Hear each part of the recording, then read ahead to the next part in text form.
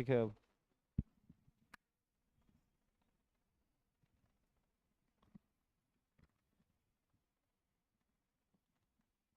तो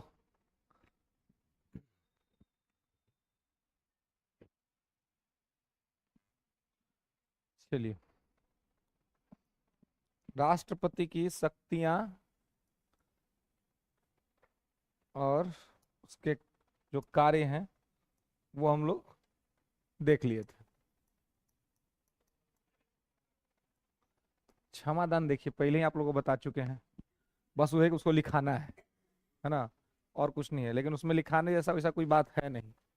आपको ध्यान क्या रखना है, तो जब पहले ही आपको बता दिए थे आर्टिकल 72, तो उसमें आपको ये बताए थे कि अगर क्षमा कर देगा तो मतलब पूरा तरह से आप मुक्त हो जाइएगा, कंप्लीट आपको फ्री कर देगा। ठीक है। अगर वो करेगा तो आपका प्रविलंबन कर देगा, है ना। तो प्रविलंबन करेगा तो आपको कुछ समय के लिए सस्पेंड कर देगा, आपका सजा जो है वो कुछ समय के लिए सस्पेंड कर देगा या टाल देगा, है ना। इसके अलावे लघुकरण, लघुकरण मतलब कि शॉर्ट कर देगा, छोटा कर देगा, है ना। आपको सजा जो है उसको कम कर देगा। अगर 10 वर्ष का सजा है तो 5 वर्ष कर देगा, तो लघुकरण है, उसको शॉर्ट कर देगा। ठीक है। प्रविलंबन में रोक देगा। क्षमा में क्या कर देगा कि आपको पूरा कंप्लीट क्षमा कर देगा। एक होता है परिहार।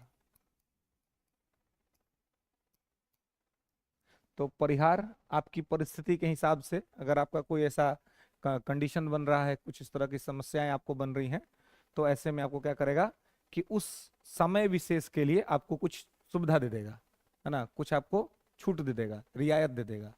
ठीक है। तो वो रियायत रहेगा आपको समय विशेष के लिए परिहार के अंतर्गत। ठीक है। और इसके अलावा एक होता है रोक लगाना, है ना। रोक लगाना, यही उसको इसे लिख देते हैं विराम, है ना, विराम। तो प्रविलंबन और विराम में क्या अंतर है। प्रविलंबन में है कि जैसे आप कुछ कुछ टर्मोलॉजी सुनते हैं आजकल, जो कोर्ट वोट के माध्यम से भी यूज किया जा रहा है कि पैरोल दे दिया गया, है ना, किसी 10 दिन के लिए, 15 दिन के लिए आप आ गए, है ना। तो वो हो गया आपका प्रविलंबन। लेकिन विराम जो होगा वो अच्छा खासा समय के लिए हो सकता है। ठीक है। मतलब बहुत बड़ा कोई आपका इशू आ गया, कोई हेल्थ इशू, कोई कोई बहुत बड़ी समस्या आ गई, तो ऐसी स्थिति में क्या होगा, विराम हो जाएगा। तो देखिए ये चार जो है, इस चारों में आपके या तो सजा का प्रकृति बदल जाएगा, या तो आपकी सजा की अवधि कम हो जाएगी। ठीक है। या फिर आपके सजा को टेम्पररी रूप से कुछ समय के लिए रोक दिया जाएगा। तो ये सब चीज इसके तहत होगा। एक अगर ये हुआ ना, पार्डनिंग अगर हो गई, क्षमा हो गया, तो क्षमा हो गया मतलब कि पूरी तरह से आप फ्री हो गए। अब फिर आपको जेल नहीं होगा। अगर राष्ट्रपति ने आपको क्षमा कर दिया तो फिर किसी भी तरह का आपको ये नहीं किया जाएगा। क्लियर है। यही बात आपको आर्टिकल 72 के अंतर्गत में बताया गया है। ठीक है। और इसमें राज्यपाल को भी ये शक्ति प्राप्त है, लेकिन राज्यपाल से इसमें इसका डिफर यही है कि ये क्या कर सकता है, तो ये आपको मतलब मृत्यु दंड भी माफ कर सकता है, और मार्शल लॉ के तहत यदि सजा मिला है तो उसको भी माफ कर सकता है, बाकी लोग ये नहीं कर सकते हैं। ठीक। हाँ, वो कोर्ट मतलब राष्ट्रपति कर सकता है। ठीक है। कोर्ट मार्शल के संबंध में राष्ट्रपति कर सकता है। इनके द्वारा कोर्ट मार्शल के संदर्भ में कोई भी डिसीजन, कोई भी निर्णय नहीं लिए जाएंगे। क्लियर है। हम्म। यही यही यही पांचों प्रोसेस लागू होगा। यही पांचों प्रोसेस लागू होगा। कोर्ट मार्शल हुआ है मानी कि सेना के न्यायालय ने फैसला सुना दिया है। सेना के न्यायालय ने आपको जो कहना है वो आपको कह दिया, कह के वो गया। ठीक है। तो यहाँ पर बाकी डिपेंड करता है कि राष्ट्रपति क्या करेंगे। राष्ट्रपति आपको किस, अगर वो चाहेंगे तो कोर्ट मार्शल का सजा भी आपका माफ कर सकते हैं, ये पावर उनके पास है ना। जो मैंने फंडामेंटल राइट में बीएसएफ के जवान वाला मैटर जो आपको बताया था, तो उसकी नौकरी चली गई थी, उसको जेल हो गया था, कोर्ट ने कह दिया कि आपको जेल रहना है। तो उसकी पत्नी गई राष्ट्रपति के यहाँ, कि भाई हमको खाने का संकट हो जाएगा, यही एक है कमाने वाले, अपराध है, लेकिन ऐसा कुछ किया जाए कि इनको ये कर दिया। तो फिर राष्ट्रपति ने कहा कि ठीक है, हम इसको माफ कर देते हैं, ये बाहर अपना जीवन चलाएगा, लेकिन अब कोई सरकारी नौकरी या कोई सरकारी सुविधा इसको नहीं मिलेगा, है ना। तो उनको अब छोड़ दिया गया। लेकिन बाद में कुछ लोगों ने उसको सरकार ही बनाने के चक्कर में लग गए थे, दे दिया सब उसको टिकट टुकट, चुनाव लड़ लेगा हमारे पार्टी से। तो इलेक्शन कमीशन, तो जब आप चुनाव लड़ने जाते हैं तो इलेक्शन कमीशन आपसे एक फॉर्म भरवाती है, और फॉर्म में आपसे वो डिमांड करती है इन्फॉर्मेशन, सूचना, और उसमें अगर आप गलत सूचना उसने दे दिए तो फिर समझिए कि रद्द हो जाएगा। अगर आप जीत भी गए हैं फिर भी आपका मैटर रद्द हो जाएगा। इसलिए सारा सही सूचना देना होता है इलेक्शन कमीशन ऑफ इंडिया को। उसने उसमें दिया कि हमको भगा दिया गया है सेना से। तो उसने कहा कि जब सेना से भगा दिया गया तो उसको हम सांसद बनाएंगे। सांसद बन जाएगा तो फिर तो कहीं ना कहीं न्याय व्यवस्था पर कुठाराघात होगा कि एक तरफ से किसी को हमने निकाल दिया और अपवाद से आप ये बना दें। ठीक है, तो इन्हीं पावर को यहाँ पे एंजॉय करता है। ठीक है, तो राष्ट्रपति के समस्त शक्तियां और कार्य आप देख चुके थे। अब आगे आपको देखना है उपराष्ट्रपति, वाइस प्रेसिडेंट। तो हेडिंग बनाएंगे सभी लोग, उपराष्ट्रपति। क्या आएंगे वेतन भत्ता पे, है ना। ये कोई बहुत बड़ा मुद्दा नहीं है वेतन भत्ता, है ना। जो बड़ा मुद्दा है वो समझना है। वेतन सबको मालूम है 5 लाख रुपया, वो लिखने की जरूरत है? और अलाउड हो गया, घर मिलता है ना। क्या क्या, हाँ तो टैक्स कोई भी राष्ट्र किसी को भी जो इसमें है उसको टैक्स नहीं देना रहता है। ये लोग टैक्स फ्री रहता है। ठीक है, ये लोग टैक्स फ्री रहता है। देखिए लुसेंटो उठाइएगा ना, तो उसमें लिखल है 5 लाख रुपया, 2.5 लाख रुपया, 3 लाख रुपया। हम चेंजे बता रहे हैं आपको, 5 लाख है, चेंज नहीं हुआ है, ठीक ना। तो हम जो बताएंगे ना, हमारा काम नहीं है लुसेंट पढ़ाने का, वो वन लाइनर पढ़ाने का हमारा काम नहीं है, वो हमको आता भी नहीं है और हम पढ़ाते भी नहीं है। ठीक है, मेरा काम है आपको कंसेप्ट देना, थॉट्स पे लेकर के जाना। ये जो कितना कितना वेतन है ना, इसके लिए 20-25 रुपया में वो आता है किताब, उसको खोलिएगा, उसमें सब मिल जाएगा कि लोकसभा अध्यक्ष का वेतन कितना है, राज्यसभा के सभापति का वेतन कितना है ना। हमारा काम है आपको बताना लोकसभा अध्यक्ष बनता कैसे है, क्योंकि किताब वही बात नहीं बताएगा आपको कि लोकसभा अध्यक्ष कैसे बनता है, सभापति कैसे बनता है, रीजन क्या है, पर्सपेक्टिव क्या है ना। हाँ, जहां तक रहा बात वेतन का, तो भी बताएंगे, अंतिम का मैटर है, वन लाइनर बात है सब। आप यहाँ ध्यान रखिएगा, यहाँ आए हैं आप वन लाइनर पढ़ने के लिए नहीं। अब वन लाइनर पढ़ना होना तो यहाँ के 3 घंटा बर्बाद करने का जरूरत तो नहीं है। काहे के लिए? अब फीस देने के लिए, काहे लिए? आराम से को 50-60 रुपए की किताब खरीदेंगे और वहाँ हर विषय का वन लाइनर आपको मिलेगा। लेकिन दिक्कत है कि वन लाइनर रोज आने से आंसर नहीं लिखा पाएगा, है ना। तो आपको कंसेप्ट पे काम करना है।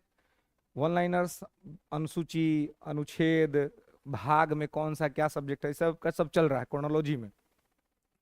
तो आपको पता है कि भाग 1 में क्या है, भाग 2 में क्या है, भाग 3 में क्या है, भाग 4 में क्या है, भाग 5 में क्या है। अभी तक सारा आर्टिकल्स आप कनेक्टिविटी के साथ जा रहे हैं, है ना। तो ये सब आपको धीरे धीरे पता चलते चला जाएगा। ठीक है, लेकिन ये नहीं, कितना लोग का थ्योरी होता है कि पहले ही 25 भाग बता दो, 25 भाग में क्या क्या है वो बता दो। वो क्या है, वन लाइन पैटर्न, कि एक लाइन पे चल करके ये कर दो। आपको आपके अंदर में थॉट्स बने, सोचने की क्षमता जागृत हो, आप सोचने की स्थिति में पहुंचे। ये मेरा कर्तव्य है कि मैं आपको उस बिंदु पे लेके जाऊं कि आप सोचे, आप थॉट्स जनरेट करें। आज जो थॉट्स जनरेट करें उसको रिटेन में करें, क्योंकि वन लाइनर अप्रोच से सिविल सर्विस का काम नहीं होता है। वन लाइन अप्रोच है वन डे एग्जाम के लिए, एसएससी यूएसएससी देना है, दरोगा देना है। अब तो दरोगा सुनते हैं कि थोड़ा सा डिफ्ट में जाने लगा है ना। क्योंकि देखिए अब सबको पता है ना कि कौन क्या पढ़ रहा है। कमीशन भी ऑब्जर्व कर रहा है मार्केट को कि क्या कर रहा है, और उसको आपको छांटना है। पढ़ सब लोग रहे ना, अब क्या करना है, छांटना है। तो छांटने का क्या प्रोसेस हो सकता है? ये थोड़ी कहेगा कि आप स्मार्ट नहीं दिख रहे हैं, आपको निकाल देते हैं। क्योंकि मुंह का तो बात ही नहीं होता, मुंह का बात तो एकदम है कहाँ पे, इंटरव्यू के वाले मैटर में, है ना। और भी नंबर एकदम कम रहता है इंटरव्यू का, मेंस का नंबर एकदम बल्क में रहता है। और इससे कोई फर्क नहीं पड़ता है कि आपका बैकग्राउंड क्या है, नहीं है, कुछ भी फर्क नहीं पड़ता। क्योंकि मेंस का नंबर कैसे मिलता है, आपके राइटिंग स्किल पे बनता है, आपके थिंकिंग स्किल पे बनता है, आज जब मेंस जाता है, लोग कहते हैं ना कि इंजीनियर्स आजकल पास कर रहे हैं, या ह्यूमैनिटीज के एक आध विद्यार्थी बहुत अच्छा कर जाते हैं, तो जब मेंस का कॉपी एग्जामिनर के पास जाता है चेक करने के लिए, उसको नहीं पता है कि लिखने वाला इंजीनियर है कि डॉक्टर है कि ह्यूमैनिटीज का है कि कहाँ का है। मेंस में नहीं पता रहता है। मेंस में एग्जामिनर को सिर्फ आपका एक रोल नंबर रहता है, और रोल नंबर के साथ आपका आंसर सीट रहता है। ना आपका नाम रहता है, ना आपका टाइटल रहता है, कि वो नहीं कि अरे हमारा जाति का आदमी है, दूगो इसको बढ़ा के दो, है ना। ये होता है ना हम लोग के यहाँ, जाति का दूगो बढ़ा दो, धर्म का दूगो बढ़ा दो। एग्जामिनर को पता नहीं है कि हम जिसका चेक कर रहे हैं उसका क्या जाति है, उसका क्या धर्म है, कुछ पता नहीं रहता है। खाली एक वो आपका रोल नंबर रहता है, उसी के बेस पर वो चेक करता है। तो पूरी तरह से आपका रिप्रेजेंटेशन आपका आंसर करता है, आपका थिंकिंग लेवल करता है कि आप कितना सोचने में अच्छे हैं, कितना बेहतर आप लिख रहे हैं, उसी के आधार पे आपको वो देगा। क्लियर है? तो इस तरीके से इसको आपको ध्यान रखना है, और उसी तरीके से आपको इसको संभालना है। ठीक है? तो इसलिए वन लाइनर का टेंशन मत लीजिएगा। वन लाइनर का टेंशन हम एक ही दिन में दूर कर देंगे, है ना। एक दिन एक वो शेड्यूल अगर रख दिए तो वो 3 घंटा में 2 घंटा में आपका वन लाइनर खत्म। लेकिन अभी क्या है, concept is more important things. तो अभी आपने जितना देखा राष्ट्रपति की शक्ति, और अब जैसे एक सवाल पूछा था बीपीएससी मेंस में कि राष्ट्रपति अभिभावक है, मतलब सबसे बुजुर्ग सदस्य है परिवार का, युवा सदस्य उसका बात नहीं मानते हैं, है ना, तो किस प्रकार से आप उसकी शक्तियों को देखते हैं, किस प्रकार? तो आप बताइए। आप वेतन भत्ता सुविधा जानने से लिख दीजिएगा उसका आंसर। उसमें आपको क्या जानना पड़ेगा? उसका कार्यकारी पावर, उसका विधायी पावर, उसका न्यायिक पावर, है ना, उसका डिप्लोमेटिक पावर, कि ये सब पावर्स क्या है, उसका विधायी पावर, कि ये सब उसके जो पावर्स आप जान जाएंगे तो आप बता पाएंगे कि उसके पास क्या पावर है और क्या नहीं है। या फिर थोड़ा आप थिंकिंग करेंगे, थोड़ा आप सोचेंगे कि राष्ट्रपति यदि नहीं होगा तो क्या होगा, कौन सी वैक्यूम आएगी, क्या किस तरह की समस्याएं आएंगी, तो आप ज्यादा बेहतर आंसर लिख पाएंगे। क्लियर है? तो यहां तक हम लोग उसको देख लिए थे। आगे हम लोग को देखना है उपराष्ट्रपति, वाइस प्रेसिडेंट। तो उपराष्ट्रपति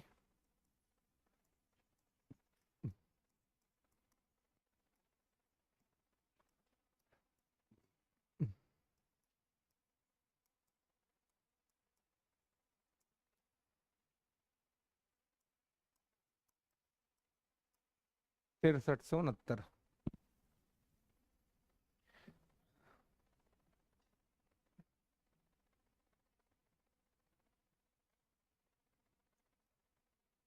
ठीक है, तो 63 से 69 जो है ये है उपराष्ट्रपति, वाइस प्रेसिडेंट। तो यहाँ आपको देखना है कि उपराष्ट्रपति के संबंध में क्या है और किस प्रकार से जो है। तो लिखेंगे आर्टिकल 63, अनुच्छेद 63,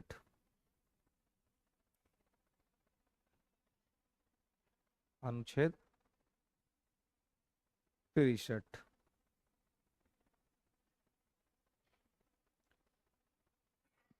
भारत का एक उपराष्ट्रपति होगा, there shall be a vice president of India.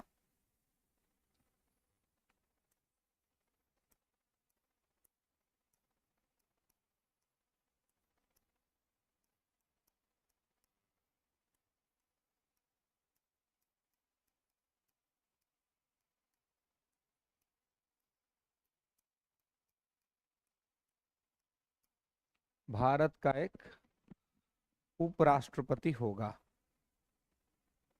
ठीक है,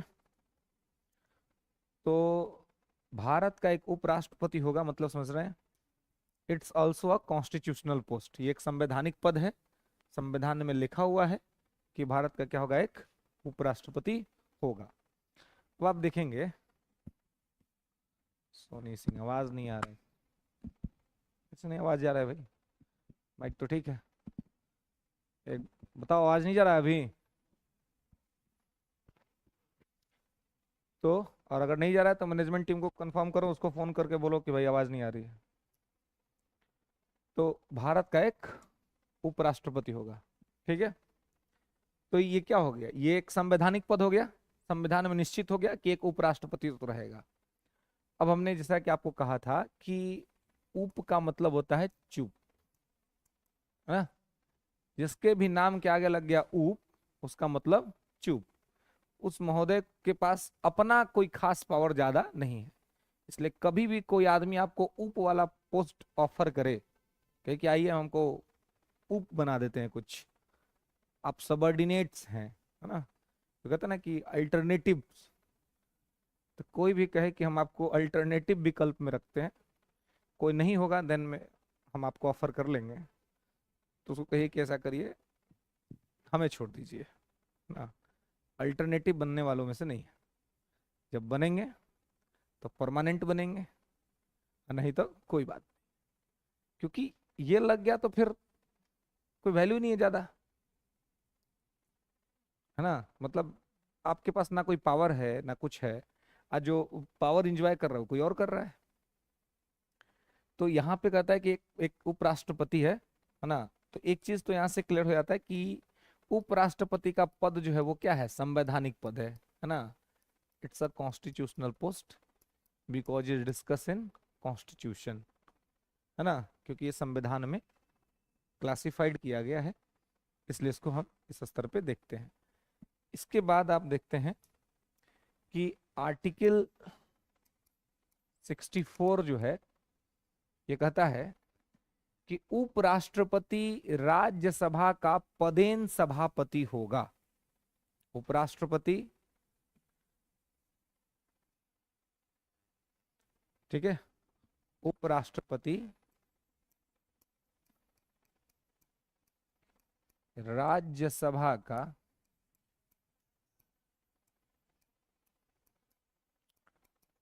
पदेन सभापति होगा।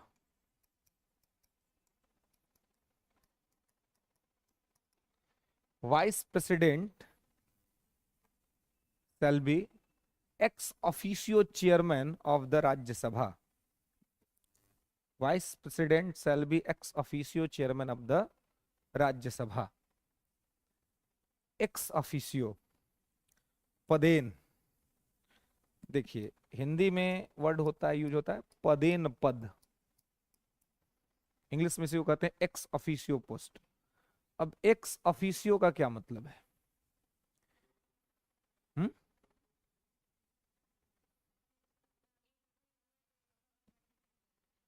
हम्म एक पद पे जाते हैं और एक पद पे जाते जाते दूसरा पद जब स्वतः आपके पास आ जाए तो उसको कहते हैं एक्स ऑफिशियो पोस्ट, है ना। तो अब चुने जाते हैं उपराष्ट्रपति के लिए, है ना, और फिर इनको बना दिया जाता है राज्यसभा का सभापति। क्योंकि पहले हमने कहा कि उपराष्ट्रपति हैं, उपराष्ट्रपति का कोई काम ही नहीं है देश के अंदर में। क्या काम है इनका? उपराष्ट्रपति के रूप में कोई काम है? कोई काम नहीं है, क्योंकि राष्ट्रपति तो है। राष्ट्रपति नहीं होगा फिर उपराष्ट्रपति का काम पड़ेगा। और ऐसा बिरले कभी हो सकता है, जैसे कि अभी तक बस 2 ही बार हुआ, जाकिर हुसैन और फखरुद्दीन अली अहमद के टाइम में, बाकी किसी को मौका मिला नहीं। तो हुआ कि भाई अब इनको चुन लिए हैं, अब ये हैं, तो कोई तो काम इनसे कराएंगे ना, फ्री में तो बिठा के नहीं रखेंगे, फ्री में सैलरी नहीं देंगे, इसलिए इनसे काम क्या कराया जाए। तो हुआ कि ठीक है, जब तक ये नहीं कुछ कर पा रहे हैं, है ना, तो ऐसे में क्या किया जाए कि इनको उपराष्ट्रपति को राज्यसभा का सभापति का पद दे दिया जाए। तो राज्यसभा का पद संभालते हैं, सभापति हैं ये। तो जैसे ही उपराष्ट्रपति के रूप में चयन होता है किसी का, वो ऑटोमेटिकली राज्यसभा का सभापति बन जाता है। ये नियम है, उपराष्ट्रपति राज्यसभा का सभापति होगा, ठीक है। Vice president shall be ex officio chairman of the Rajya Sabha, है ना। क्योंकि कोई काम ही नहीं है। अब जैसे मान लीजिए आपके यहाँ कोई बहुत बड़ा कोई गेस्ट आया है ना, अब उसको कोई काम तो आप देने, अब उसको शादी विवाह का मैटर है, तो मान लीजिए उसको तो नहीं कर सकते गेस्ट को नाश्ता करा दो, नहीं कर सकता, लेकिन बड़ा आदमी तो उसको क्या काम दे सकते हैं। तो गाँव में देखते हैं एगो बढ़िया काम रहता है जो ठीक ठाक आदमी को दिया जाता है। आज सबसे खतरनाक काम है वो, क्या होता है? निगरानी करना, हलवाई पे बैठना, हाँ, चुमावन लिखना, जिसको कहीं पे कहते हैं न्योता लिखना, है ना। ये बड़ा टफ काम है ना। हम किसी के शादी भी हमें ज्यादा नहीं जाते आज, मतलब बहुत कम, बहुत पेटेंट अपने कोई है तो सभी गया था, मेरे अपने ही भाई का शादी था तो सोचे तो एक बुक में हम चल गए थे इससे 2 साल पहले। तो सोचा कि इसको क्या काम दे। पगला आदमी हमको कह दिया कि तुमने सुन लिख ना। कि भाई लिखने तो हम बैठ गए उसका, बाप रे, 7-8 बजे हमको बैठा दिया लिखने, 12 बजे तक लिखिए रहे हैं। उन्होंने कहा कि यूपीएससी का मेंस चल रहा है मेरा ये कंप्लीट नहीं हो रहा है। अब कौन ओकरा बाद नहीं आ रहा है पूछने कि क्या हो रहा है ना पूरा। अब हम तो गुस्सा भी आ रहा है अंदर से, अब क्या करिएगा, प्रतिष्ठा में प्राण दे रहे हैं, है ना। अब कुछ मैंने बोला भी नहीं जा रहा है। अब बीच बीच में सब आ रहा है, ठीक है कोई दिक्कत नहीं है, नहीं, पहला दिक्कत है। अब शादी विवाह में सब घूम घूम के आनंद ले रहा है, एक तो हम कहीं गए नहीं, एक यहाँ है तो पगला काम पे बैठा दिया, है ना। अब उस कहा है कि वो काम बड़ा इंपॉर्टेंट रहता है ना, कि भाई एक तो कहीं पैसा वैसा गड़बड़ ना हो, ठीक से डाटा कलेक्ट हो, है ना। तो उस चक्कर में बिठा दिया वो। तो लेकिन अब वही हमको कि अब मतलब इस काम का टफनेस लेवल जो है वो कितना है कि आपको पूरा जितना मैटर सब खत्म हो जाएगा, लेकिन ये काम खत्म नहीं होगा। कोई भी आएगा तो उसका वो काम है ही कि भाई वो कुछ ना कुछ देगा, वो कहेगा भाई इसको रिटर्न कर लीजिए, इसको लिख लीजिए। बहुत टफ काम होता है। तो अब आदमी सब यही चाहता है कि जो है ना कोई काम ले लीजिए उसके हिसाब से। उपराष्ट्रपति को चुन लिए तो फिर तो बैठा कर रखेंगे नहीं कि पैसा लीजिए घर जाइए चुपचाप, कुछ तो काम। तो कहा कि काम करिए, आप राज्यसभा का सभापति बन जाइए। राज्यसभा के सभापति के लिए अलग से कोई चुनाव प्रक्रिया नहीं होती है, जो आदमी यहाँ पर रहता है उसी को ही करे। ये पगला सब कहा इसको बंद किया है जी, है कर भी नहीं हो रहा है।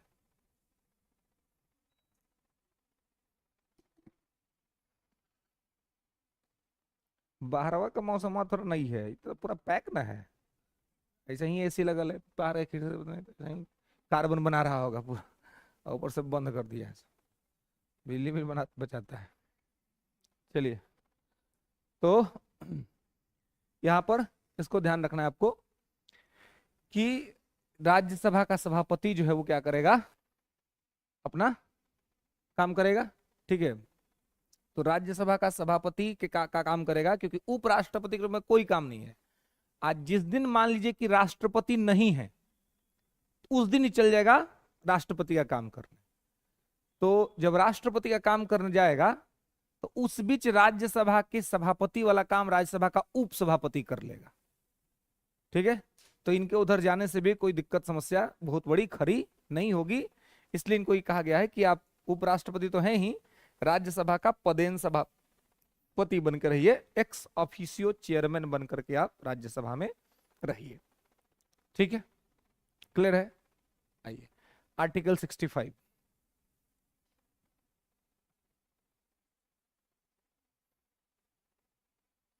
उपराष्ट्रपति राष्ट्रपति के रूप में कार्य करेगा। Vice president act vice president act work as a president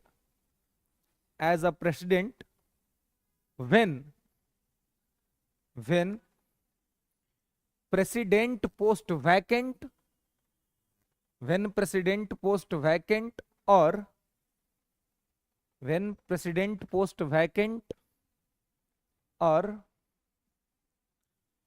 president post vacant or absence उपराष्ट्रपति राष्ट्रपति का कार्य करेगा जब राष्ट्रपति का पद रिक्त होगा अथवा अनुपस्थित होगा। राष्ट्रपति का पद रिक्त होगा अथवा अनुपस्थित होगा। तो अब देखिए, तो इससे आपको कौन सा आर्टिकल का ख्याल आ रहा है? कोई आर्टिकल ख्याल आ रहा है? घरवा में रिवीजन किए होंगे तो आएगा, नहीं तो नहीं आएगा है। कौन सा 62 है? हाँ, तो कौन सा आर्टिकल 62 और 70 62 और 70 आकस्मिक, हाँ 70 में है आकस्मिक में रिक्ति, 62 में कि ये बताया गया है। तो दोनों में है कि एक में रिक्ति हो गए या पद खाली हो गया, तो ऐसे में क्या होगा कि उनको ये किया जाएगा, ठीक है, मतलब राष्ट्रपति का पद दिया जाएगा, ठीक है। तो उपराष्ट्रपति, राज्यसभा सभापति पदेन सभापति होगा। उसके बाद कहते हैं कि उपराष्ट्रपति राष्ट्रपति के रूप में कार्य करेगा, है ना। तो राष्ट्रपति के रूप में कब काम करेगा? जब राष्ट्रपति का पद रिक्त होगा, है ना। एक तो रिक्त, रिक्त मतलब हुआ खाली, और एक होता है अब्सेंस यानी कि अनुपस्थिति। मान लीजिए कि तबीयत खराब है ना, छुट्टी पर चला गया राष्ट्रपति, आने का नाम नहीं ले रहा जल्दी, है ना, कह रहा है कि 2-3 दिन और रुकिए, मौसम खराब है अभी। राष्ट्रपति इस देश का राजा है जी। एगो महात्मा बुद्ध थे एंसेंट हिस्ट्री, जिनको ऋतुओं के हिसाब से घर मिला था, और एक हमारे वर्तमान में राष्ट्रपति का पद है जिनको मौसम के हिसाब से घर मिलता है। बहुत ठंडा है तो दिल्ली में रहिए, अब बहुत गर्मी है तो शिमला में रहिए, है ना। लवासना के जस्ट बगल के में राष्ट्रपति का आवास बना हुआ है, कि दिल्ली में परेशानी हो रही है तो चल जाइए, आराम से रहिए वहां पर, कोई दिक्कत नहीं, कोई समस्या नहीं है। और कोई सवाल जवाब नहीं राष्ट्रपति महोदय से, कुछ नहीं, उनको जो करना है अपना करें, जो सुविधा का ही करना करें। इसमें एक राष्ट्रपति हुए इस बीच में, रामनाथ कोविंद, है ना, रिटायर्ड हो चुके हैं। कोविंद जी रिटायर्ड होते होते कह गए कि उनको सबसे ज्यादा किसका पैसा दिखा भारत में, कि सबसे ज्यादा पैसा कौन कमाता है? टीचर सब। वो बोले कि सबसे ज्यादा पैसा ये शिक्षक लोग कमाता है, बहुत पैसा कमाता है ये लोग।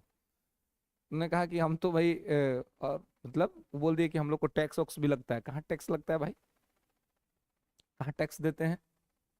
कोई टैक्स वैक्स नहीं लगता है ना। उन्होंने कहा कि हम लोग को तो कम है पैसा है, बाकी लोग ज्यादा पैसा कमाता है, और सबसे ज्यादा पैसा शिक्षक लोग कमाता है ना, कह गए वो।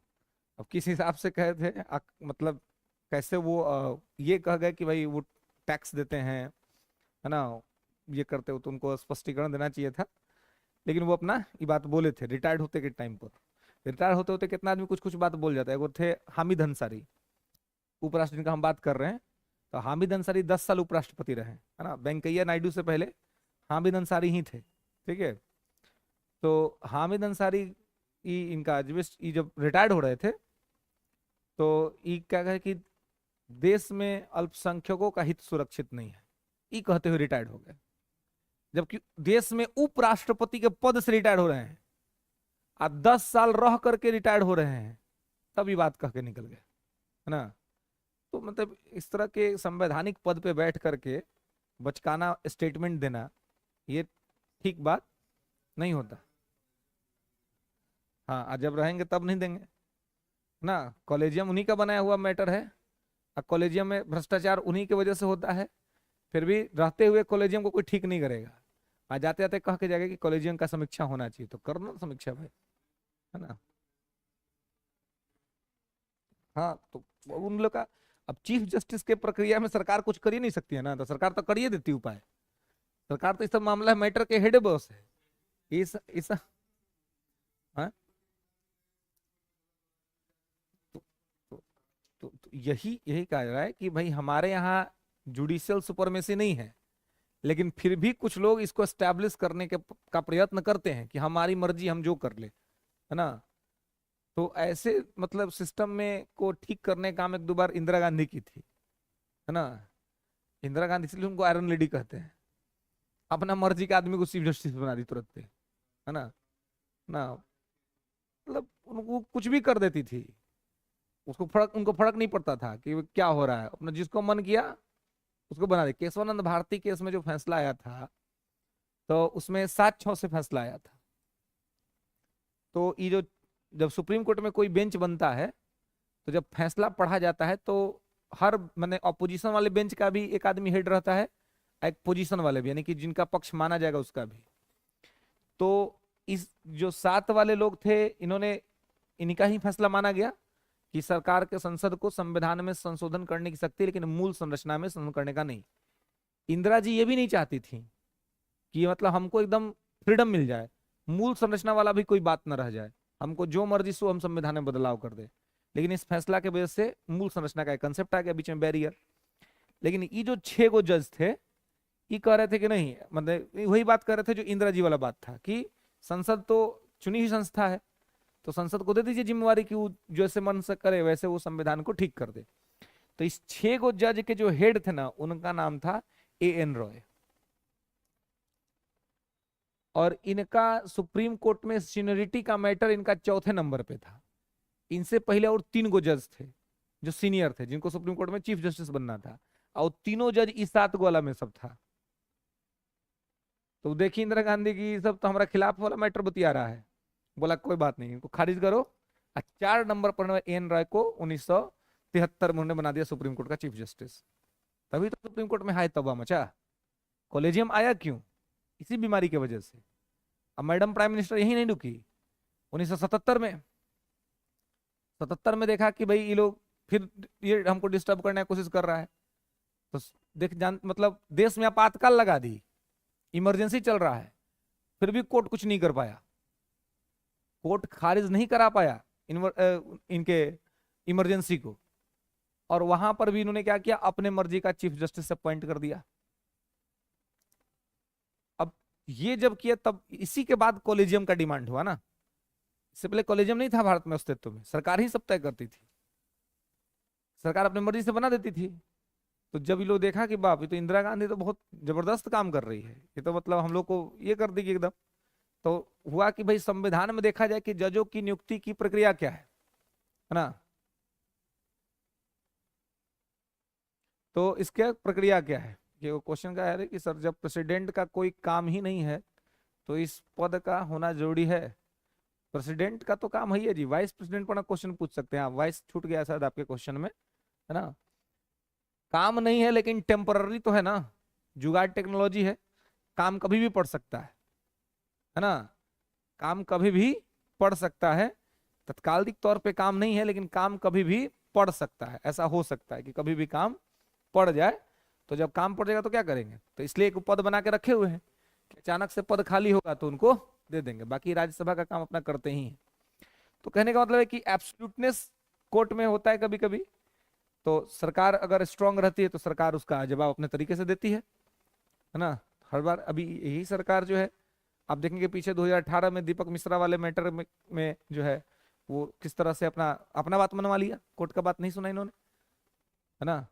तो सरकारें अपने हिसाब से भी चीजों को देखती है, क्योंकि हमारे यहाँ ना तो पार्लियामेंट्री सोवरनिटी है और ना जुडिशियल सुपरमेसी है। मतलब कि कोई किसी का बात माने इसके लिए कोई बाध्य नहीं है, ना कोर्ट बाध्य है संसद का और ना संसद बाध्य है कोर्ट का। इसलिए दोनों के बीच एक प्रकार से सहमति और समायोजन के सिद्धांत पर काम चलता है।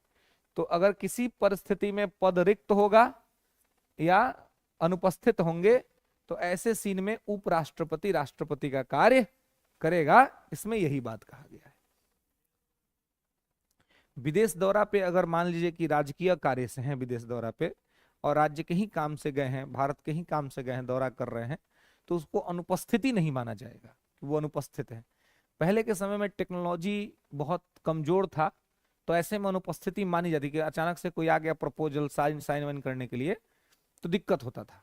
लेकिन अब वैसा भी दिक्कत नहीं है, अब तो आपके पास तमाम तरह के सिस्टम्स हैं, प्रेसिडेंट वहां से फैक्स भेज सकते हैं, कहीं पर भी हैं तो वो कनेक्ट कर सकते हैं, बात कर सकते हैं, तो उसको अब अनुपस्थिति नहीं माना जाएगा। अब अनुपस्थिति का मतलब होगा कि आप काम करने में अनुपस्थित हैं, मतलब आपकी तबीयत खराब है, आप हॉस्पिटल में हैं, आप इलाज करा रहे हैं, तो अनुपस्थिति आपकी मानी जाएगी। अगर आप विदेश दौरा पर गए हैं सरकार के ही काम से तो अनुपस्थिति नहीं है, ठीक है। अब ऐसे में इंडिया में अगर कोई आपको सिग्नेचर का काम है तो आपको लिया जा सकता है और आप वहीं से आपसे परमिशन लिया जा सकता है, तो आप दे सकते हैं। पहले थोड़ा सा इसमें दिक्कत होता था, हालांकि एक मैटर हो गया था 2005 में जब कलाम साहब भारत के राष्ट्रपति थे, तो कलाम साहब विदेश दौरा पे थे और उसी समय बिहार में आपातकाल लगा था, इमरजेंसी लगा था। बूटा सिंह बिहार के राज्यपाल थे उस समय, तो बिहार में लग गया था राष्ट्रपति शासन। कलाम साहब की मर्जी नहीं थी कि राष्ट्रपति शासन लगे, लेकिन वो विदेश दौरा पे थे, तो ऐसे ही नॉमिनल बातचीत उनसे की गई और थोड़ा कुछ मिस इन्फॉर्मेशन हुआ और वहां से एग्जीक्यूट कर दिया गया। राष्ट्रपति आए भारत तो उन्होंने कहा कि भाई हमें तो मतलब मैं तो ये कहा ही नहीं था किस तरह से चीजों को किया जाए। बहुत मनाया गया कलाम साहब को, फिर तब जाए कलाम साहब माने, नहीं तो कलाम साहब तो रिजाइन करने के लिए थे कि मैं रिजाइन कर दूंगा, अगर मेरे से बिना पूछे या मेरे मर्जी के बगैर अगर हो सकता है तो फिर ये मतलब मुझे इस पद पे रहने का मेरा कोई मतलब नहीं है। लेकिन फिर उनको मनाया गया कि भाई मत करिए, ऐसा करेंगे तो अच्छा मैसेज नहीं जाएगा बाहर में, तो फिर वो मान गए थे। तो कुछ कुछ राष्ट्रपति का अपना व्यक्तित्व भी होता है ना, कि संविधान तो है ही, लेकिन उनका अपना व्यक्तित्व है कि हम पॉपेट नहीं बनेंगे, हम कठपुतली नहीं बनेंगे। हमको अगर कोई सही लगेगा, हमको कुछ गलत लगेगा, तो हम सही गलत बोलेंगे और उसको आपको मानना पड़ेगा। आप मानेंगे तो ठीक है, नहीं मानेंगे तो हमसे ट्रेनिंग ले लीजिए। तो ऐसे कलाम साहब जैसे लोग ही कर सकते हैं, सब लोग नहीं कर सकते, क्योंकि राष्ट्रपति का पद है ना। कलाम साहब जब राष्ट्रपति भवन जब छोड़े थे तो खाली ट्रक भर के किताबें निकला था, वो सूटकेस निकला था, उसमें 2-3 सेट का पड़ा था। अब बाकी उस वहां से केवल किताब, केवल किताब, और कुछ नहीं निकला राष्ट्रपति भवन से। तो आप समझ सकते हैं कि मतलब उनकी क्या ख्याति थी और क्या उनका व्यक्तित्व था। तो वैसे लोग अगर रहे तो क्यों सुनेंगे किसी का, है ना, उनको सुनने की आवश्यकता नहीं है। खैर, तो उपराष्ट्रपति राष्ट्रपति कार्य करेगा कब, जब या तो रिक्त हो जाएगा। तो रिक्त में आप उधर देखे हैं 4 कारण, कि अगर इनको महाभियोग से हटा दिया जाए, अगर इनकी मृत्यु हो जाए, अगर अवैध निर्वाचन हो जाए, या खुद ये इस्तीफा दे दे, तो पद खाली हो जाएगा। तो ऐसे में उपराष्ट्रपति काम करेंगे। अनुपस्थिति का मतलब है कि किसी कारणवश इनकी तबीयत खराब है या कुछ वजह से ये अगर अनुपस्थित हो रहे हैं, कार्य कर पाने में सक्षम नहीं, तो उपराष्ट्रपति राष्ट्रपति का काम करेगा। ठीक है, नेक्स्ट लेंगे आर्टिकल 66 उपराष्ट्रपति का निर्वाचक मंडल।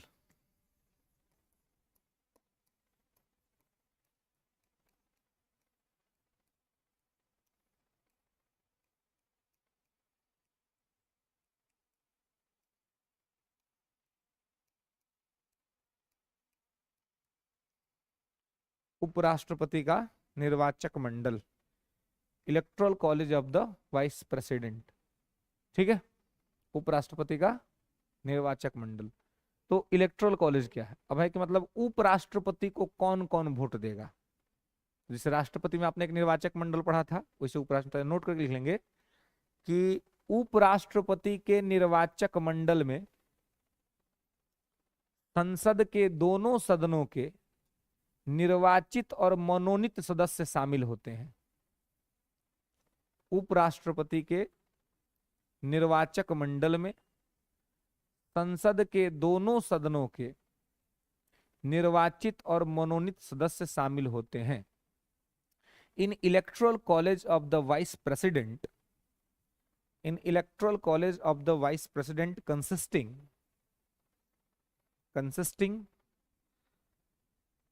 member of the both houses of the parliament, members of the both houses of the parliament, elected or nominated also, elected or nominated also।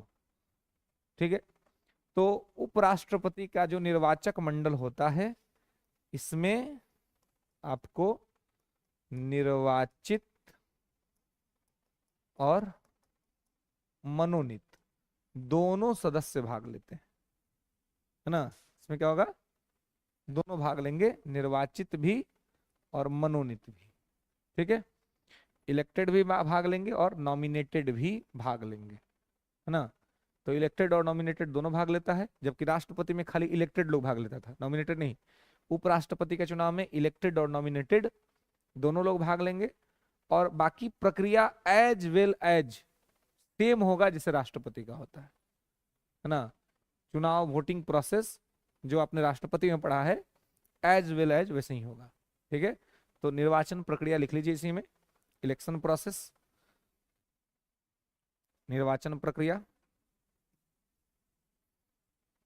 तो इलेक्शन प्रोसेस में लिखेंगे कि एकल संक्रमणीय मत पद्धति आनुपातिक प्रतिनिधित्व के माध्यम से, single vote transferable system with proportional representation, single vote transferable system with proportional representation, एकल संक्रमणीय मत पद्धति आनुपातिक प्रतिनिधित्व के माध्यम से। ठीक है, तो इनडायरेक्टली इलेक्ट होंगे। प्रोसेस एज वेल एज, ये इस सब का मतलब मैंने बताया था आपको राष्ट्रपति वाले में कि इसका क्या मतलब होता है, ये कैसे होता है। ठीक है, तो इनडायरेक्ट इलेक्शन होता है, single vote transferable system with proportional representation के माध्यम से होता है। ठीक है, किसको क्या है, जिस दिन बताया था उस दिन कहाँ थे आप, थे ना, बुझे लोग, दोबारा प्रश्न ना बुझे लोग, तो उस दिन ना पूछना चाहिए था। हाँ? क्या जी, सीडी का जमाना गया ना, कि रिवर्स करके देख लेंगे, केबल का प्रोग्राम चल रहा है, गई लो तो गई लो, फिर आई तो हाँ? पैसा ना लगता है जी, नहीं लगता? अरे आप लोग का नहीं लगता है, बाकी सबका लगता है, जानते हैं। आइए देखिए, सिंगल वोट ट्रांसफरेबल सिस्टम का मतलब क्या है। एकल संक्रमणीय मत पद्धति का मतलब ये हुआ कि एकल संक्रमणीय, बताया था हमने, संक्रमण हो जाएगा, है ना, एक का वोट दूसरे के खाते में जाने की संभावना रहेगी। ठीक है, कब, जब किसी को कोटा प्राप्त नहीं होगा तब। जो इनडायरेक्ट इलेक्शन होता है उसमें सब में कोटा प्राप्त करना है। कोटा का मतलब है कि टोटल वोट का 50% से एक ज्यादा, है ना। तो इसमें जब वोटिंग होता है तो वोटिंग में क्या होता है, मान लीजिए कि 3 कैंडिडेट खड़े हैं, तो वोट देने वाला आदमी जब जाएगा वोट देने, तो वोट तीनों को देगा। यही है आनुपातिक प्रतिनिधित्व, प्रोपोर्शनल रिप्रेजेंटेशन। एक प्रोपोर्शन में लोग सबको वोट देंगे। अब इसमें प्राइवेटाइज करेंगे कि it's my first priority, it's my second priority, it's my third priority, है कि नहीं। अब शादी के लिए फोटो आता है लड़की सबका, लड़कियों के, हाँ सॉरी लड़का के यहाँ, लड़की हो तो लड़का के यहाँ आएगा, अ- लड़की के यहाँ आता है लड़का का फोटो। देखते हैं अरेंज मैरिज में कितना दिक्कत होता है जी, बाप एकदम देखेगा कि बाद नाटी है का जी, लग रहा है कि हील पहन ले है कि नहीं। लड़का का देखेगा नाक एक टेढ़ है लगता है। अरेंज मैरिज में कितना ड्रामा होता है जी। लव मैरिज वाला में लेके चलाएगा कोई सोनू, है कि नहीं, कोई सोनू लेके चलाएगा, है कि नहीं, लड़कियों को सोनू उठा लेगी, लड़का कोई सोनू उठा लेगा, है कि नहीं। क्योंकि वो सब कहता है कि भाई हम लोग का मन मिल गया। अब माता पिता मन मिले चाहे नहीं मिले, हाइट मिलना चाहिए पहले, है ना। देखिए अरे हमारा लड़का लम्बा है, लड़के नाट लग रहे, ठीक है नहीं। तो वो जब फोटोआ जब आता है तो क्या होता है, प्रायोरिटी होता है। मम्मी कहेगी कि ई वाला ई ठीक लग रही है, इसको साइड में रखते हैं ना, और करना होगा तो इसको प्रायोरिटी देंगे।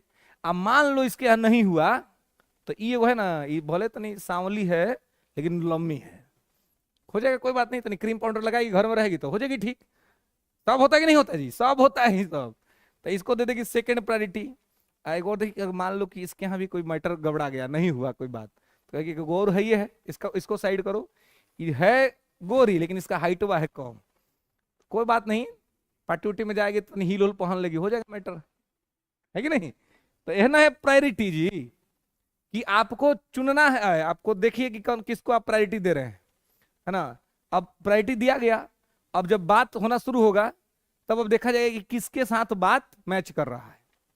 ऐसा ही जब राष्ट्रपति में वोट देने जाता है सब, तो यही देखता है कि कौन राष्ट्रपति बढ़िया हो सकता है, कौन उपराष्ट्रपति बढ़िया हो सकता है। ये हमको बढ़िया लग रहा है तो हम इसको कह दिए कि फर्स्ट प्रायोरिटी में है। ये हमको उतना बढ़िया नहीं लगा तो हम कह दिए कि सेकंड में, इतना साफे बढ़िया नहीं लगा तो कह दिए कि चल भाई थर्ड प्रायोरिटी तुमको दे दी, है ना। बनना होगा तो बन जाना, नहीं बनना होगा तो मत बनना, ठीक है। अब क्या होगा कि अब वोट का काउंटिंग होगा। तो ये तो हो गया कि एक प्रोपोर्शन में सबको वोट दे दिया, अब वोट का काउंटिंग होगा।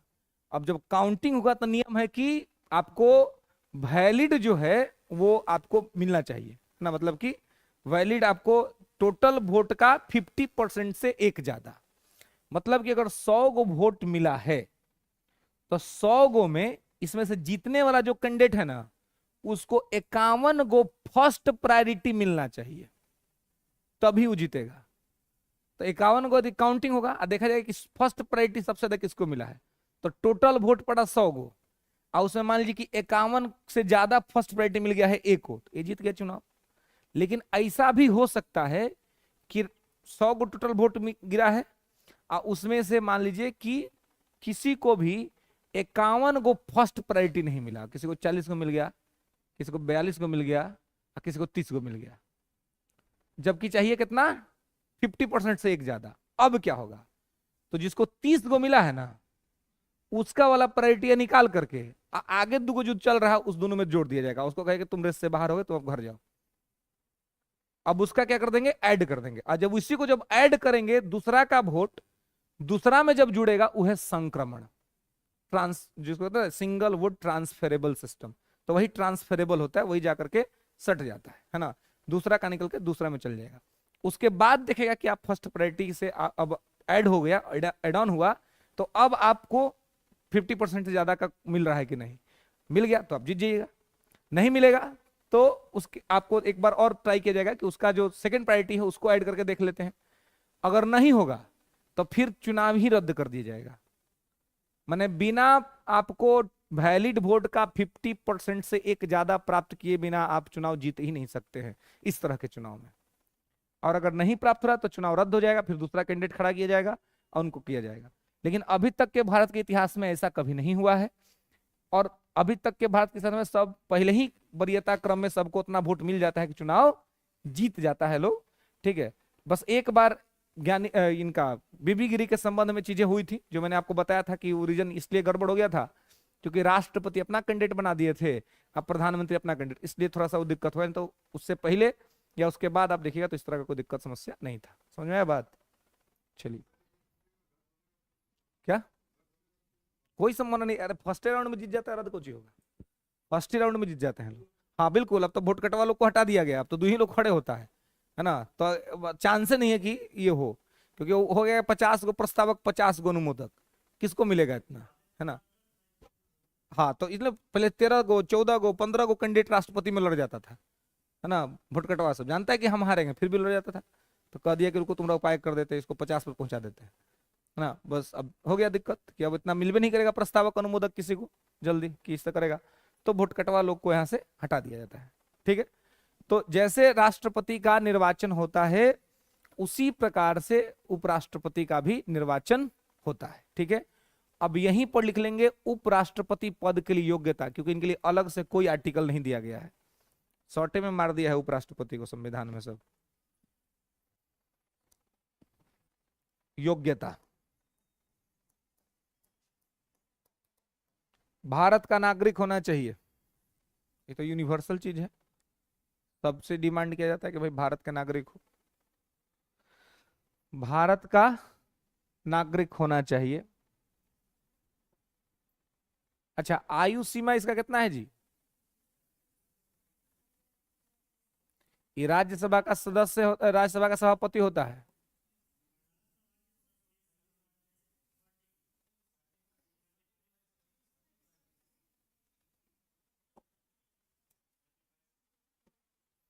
Thirty five.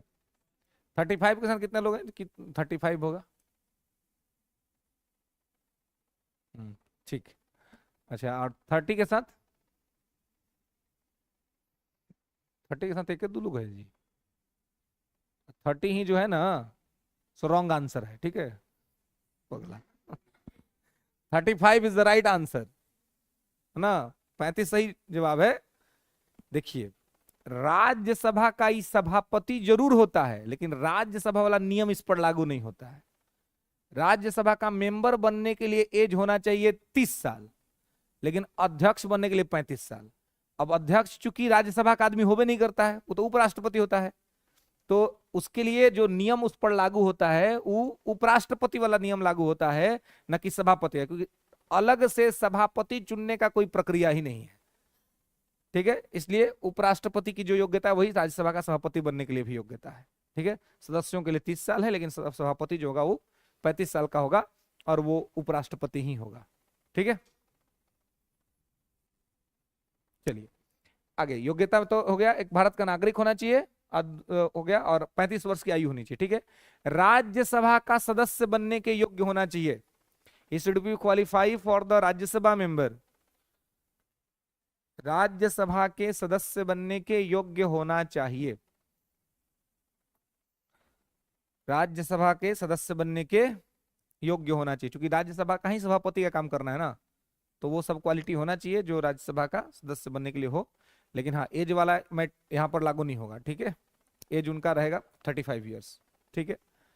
इसके अलावा इनको 20 प्रस्तावक और 20 अनुमोदक होने चाहिए, 20 प्रपोजर्स एंड 20 सेकेंडर्स। इनको चाहिए 20 प्रस्तावक, 20 गो अनुमोदक। ये क्या होता है समझते हैं, क्या होता है? हाँ साइन करेगा, ठीक है, कि भाई ये अनुमोदक है। देखिए अब ये सब एकदम ध्यान रखना है कि इसको, और जो होगा सो आपको इलेक्टोरल कॉलेज का ही होगा, यानी वो सांसदे होगा, चाहे वो मनोनीत हो चाहे वो निर्वाचित हो, जो वोट देने वाला वही है ना। तो ध्यान रखना है, ठीक है। बहुत लोग को प्रपोजर सेकेंडर्स में दिक्कत होता है, लेकिन ध्यान रखिएगा प्रस्तावक 20 लोग जो नाम टेबल करेगा, अब 20 लोग जो साइन करेगा, ठीक है, जो मैंने आपको राष्ट्रपति के लिए बताया था। एक कैसे होता है, जैसे मान लीजिए आम जनजीवन में भी आप किसी को प्रपोज करने गए है ना, प्रपोज करने जाइएगा और डर है कि रिजेक्ट हो जाइएगा, तो क्या करिएगा, पता करिए कि उस आदमी का 2-3 गो फेवरेट आदमी कौन सब है ना, उसके कहे के काम करो, तुम पहले पृष्ठभूमि बना के रेडी रखो। तो 3-4 दिन, चलाक आदमी से ही करता है, 3-4 दिन कहेगा बहुत बढ़िया आदमी है, बिना बातों को उसका बात उठा देगा, नहीं कहेगा बहुत बढ़िया आदमी, हम जानते हैं उसको, बहुत बढ़िया है, बैकग्राउंड तैयार कर देगा। अब वो प्रपोजर्स है जो बैकग्राउंड तैयार कर रहा है ना, वो तैयार कर दिया, अब आपके दिमाग में खूब बढ़िया से डाल दिया कि ये ना बढ़िया आदमी है, चाहे बढ़िया है ना, कोई दिक्कत नहीं है, एकदम सब ठीक रहेगा। अभी जो पृष्ठभूमि पर आदमी क्या कर रहा है, वो प्रस्तावक है, वो प्रस्ताव दे रहा है कि जब आएगा तो ठुकराइएगा मत, एकदम एक्सेप्ट कर लेना है, तब अगर गया तो फिर समझिए कि मैटर खत्म है कि नहीं। तो जो ये बैकग्राउंड तैयार करता है वो क्या है, प्रपोजर्स है। और जब जो जाएगा जिस दिन अपना प्रपोज करने, मैटर ओपन करेगा कि भाई I am the eligible guy for this, तब क्या होगा, तब फिर दुगो जाएगा विश्वास पात्र सब, कहे कि हम जानते हैं इसको, ये आ गया है तब इसको जाने नहीं देना है, एकदम बढ़िया है, अब इसको एकदम एक्सेप्ट कर लीजिए। तो पहले जो पृष्ठभूमि बनाया तो क्या है, प्रस्तावक, अब बाद में अब जो दबाव बना रहा है वो क्या है, सेकेंडर्स। तो वैसे ही इस सब पोस्ट पर चलता है कि प्रस्तावक, ये हर समय होता है, सांसद समय प्रस्तावक का अनुमोदक होता है ना, यहां पर भी जाता है प्रस्तावक का अनुमोदक जाएगा आपके पास, ठीक है। तो इसलिए यहाँ पे आपको ध्यान रखेंगे कि हाँ, हम्म, हाँ, अब मान लीजिए इसमें है कि आपको इलेक्टोरल कॉलेज का होना चाहिए, ठीक है, बाकी इसमें ही नहीं है कि आपको नहीं चाहिए, तो इलेक्टोरल कॉलेज ही बहुत बड़ा शर्त है। और वहां पे इलेक्टोरल कॉलेज का कुछ है ही नहीं, है ना, सिर्फ है कि अगर आप वोट देने की योग्यता है तो आप बन सकते हैं प्रस्तावक अनुमोदक। इसलिए वहां पर है कि मतलब रिश्तेदार नहीं होना चाहिए, तो किसी को उठा के लेके चला आएगा 5 आदमी, है कि नहीं, मिल ही जाएगा, रिश्तेदार तो आ ही जाएगा ना, है ना। 5 चाहिए, संसद में 5 गो प्रस्तावक, 5 गो अनुमोदक, है ना, 5 प्रपोजर्स और 5 गो सेकेंडर्स को चाहिए होता है लोकसभा में चुनाव लड़ने के लिए। तो इनको है 20 गो प्रस्तावक का 20 गो अनुमोदक। तो जो पृष्ठभूमि बनाएगा वो प्रपोजर, आज जो पृष्ठभूमि बना कर कहे कि अब मुहर लगा दो, अब एक्सेप्ट कर दो मैटर को, तो हो गया अनुमोदक। तो उपराष्ट्रपति को 20 गो प्रस्तावक चाहिए या 20 गो अनुमोदक चाहिए, क्लियर है, समझ में आया प्रस्तावक अनुमोदक, ध्यान रखिएगा है। पाए हाँ, इनका विधायकों का भी वही वही नियम है, ठीक है। आगे आएंगे, अभी तो राष्ट्रपति जैसे जैसे जो चलेंगे उसका पेज खुलता चला जाएगा ना, सांसद तो अभी बहुत आगे है, 79 से संसद शुरू होगा ना, अभी तो इनको देख रहे हैं। चलिए आगे, तो यहाँ पर योग्यता, आगे एक और बात लिख लीजिए कि इन्हें भी 15,000 रुपया जमानत राशि जमा करनी होती है, हैं? किसको?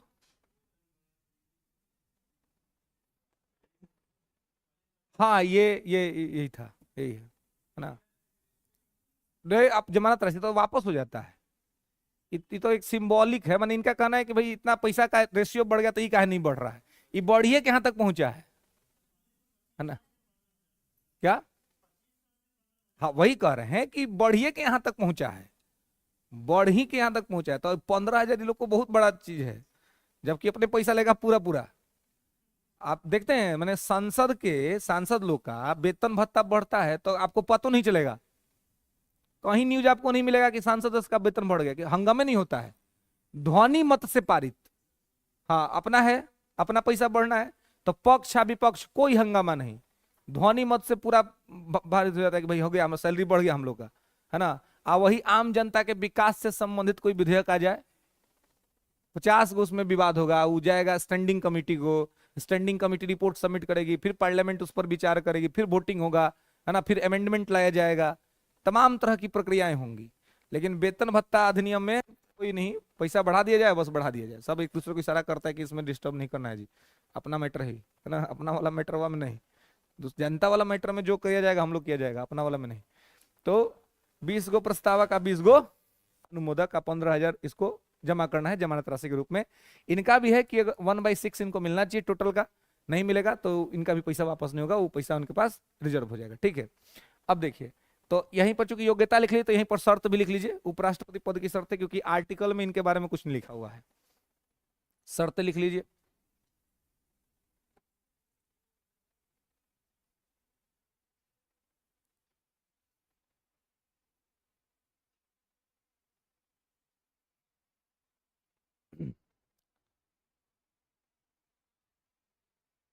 लिखेंगे आर्टिकल, इस शर्त लिख लेंगे कि लाभ के पद पर नहीं होना चाहिए,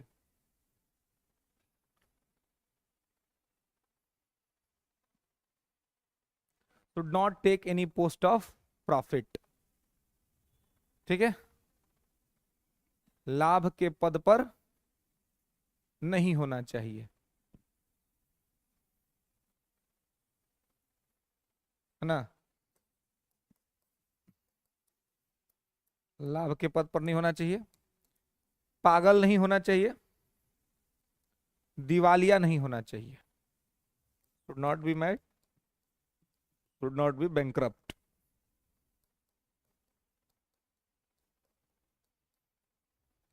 ठीक है, तो पागल नहीं होना चाहिए, दिवालिया नहीं होना चाहिए, लाभ के पद पर नहीं। तो लाभ का पद आपको पहले से पता है कि लाभ का पद का मतलब है सरकारी नौकरी, कोई गवर्नमेंट जॉब में नहीं होना चाहिए। ठीक है, अगर आप होंगे तो आपको उसको रिजाइन करके तब आपको चुनाव लड़ना है, नहीं तो आपको चुनाव नहीं लड़ना है। ठीक है, तो लाभ के पद पर नहीं रहना चाहिए। ठीक है, तो यहाँ पे इसको आपको ध्यान रखना है कि लाभ के पद पर ना हो, पागल ना हो और दिवालिया ना हो। ठीक है, तो ये हो गया इनका शर्त। ओके, आगे लिख लेंगे कार्यकाल, टेन्योर।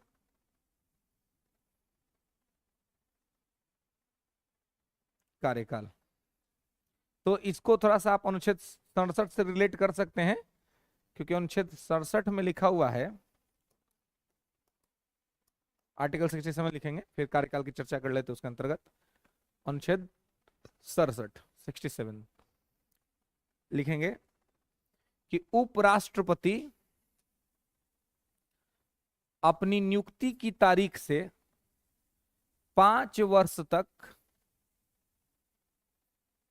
की अवधि पर, 5 वर्ष की अवधि के लिए पद पर रहेगा, 5 वर्ष की अवधि के लिए पद पर रहेगा। वाइस प्रेसिडेंट, वाइस प्रेसिडेंट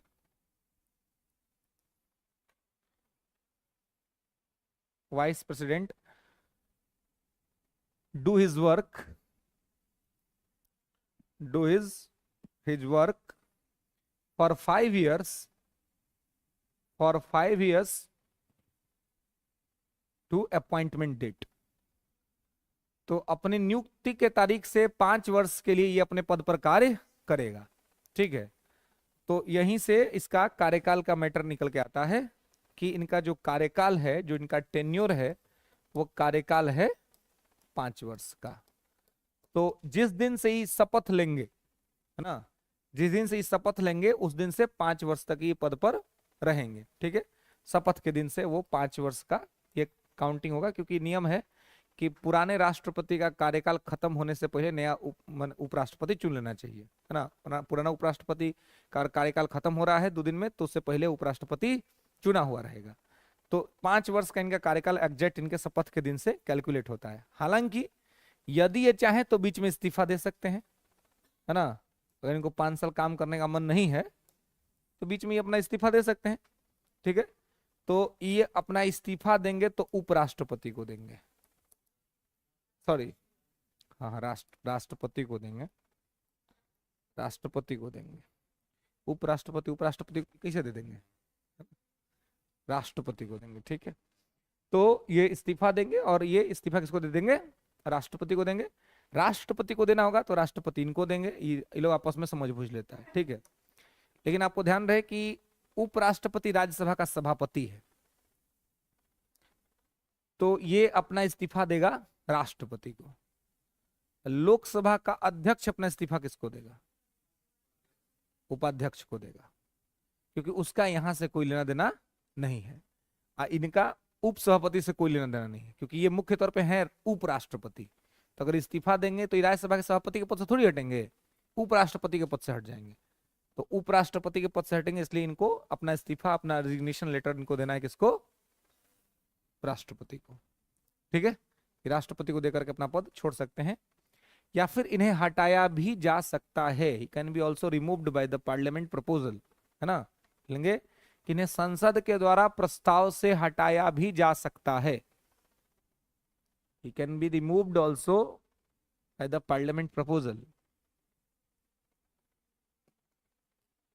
संसद के प्रस्ताव से इन्हें पद से हटाया भी जा सकता है।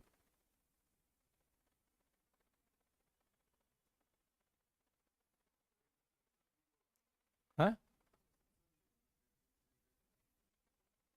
हम्म, इसमें संसद ही होगा, क्योंकि यहां पर संसद के सदस्य ही भाग लेंगे केवल। और दूसरा चीज है कि यहाँ पर महाभियोग शब्द का प्रयोग नहीं होगा, क्योंकि महाभियोग शब्द पूरा संविधान में आर्टिकल 61 में ही लिखा हुआ है केवल। बाकी कोई ऐसा संविधान का आर्टिकल नहीं जिसमें महाभियोग शब्द लिखा हो। तो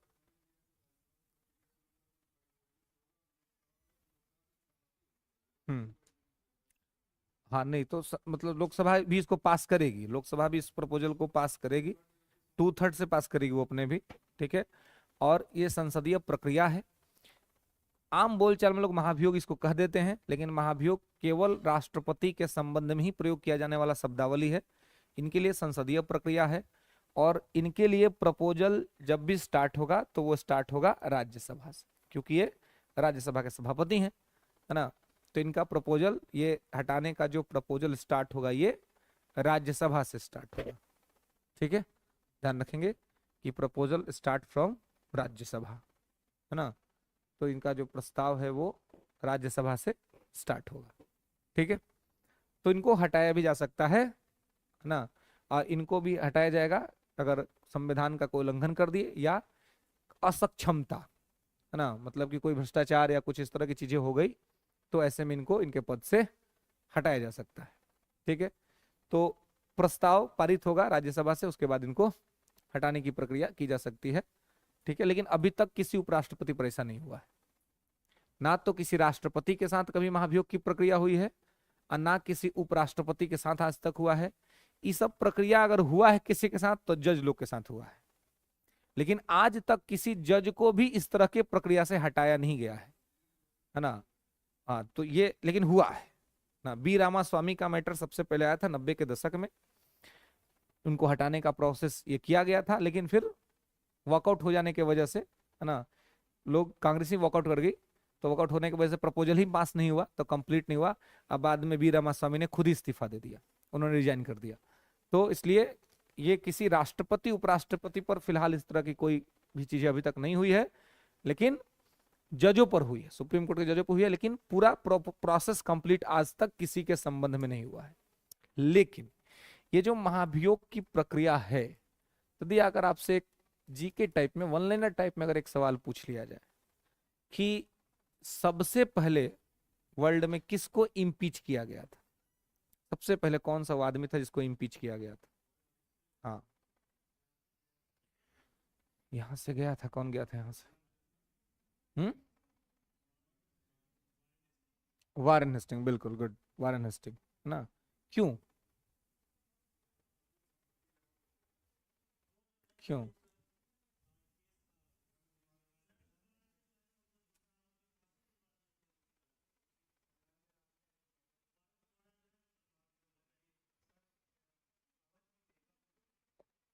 good, this is the biggest point.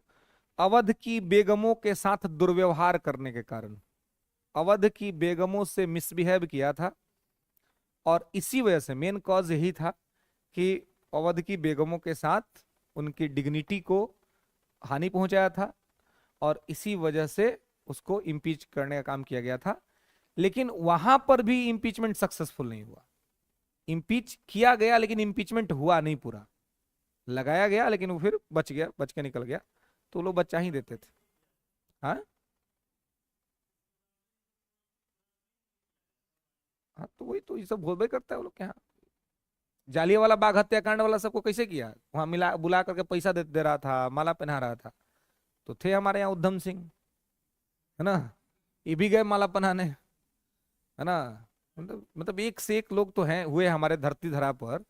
मैंने सोचे कि वो आदमी क्या था, उनको पता था ना कि भाई हम जाके मारेंगे तो मेरे साथ क्या होगा, फिर भी गए, जाके पूछे कौन है तुम, बोला जनरल डायर। बोले जनरल डायर नहीं, कंफ्यूजन क्रिएट मत करो, पूरा नाम बताओ, कौन डायर है तुम, आर डायर है कि ओ डायर है।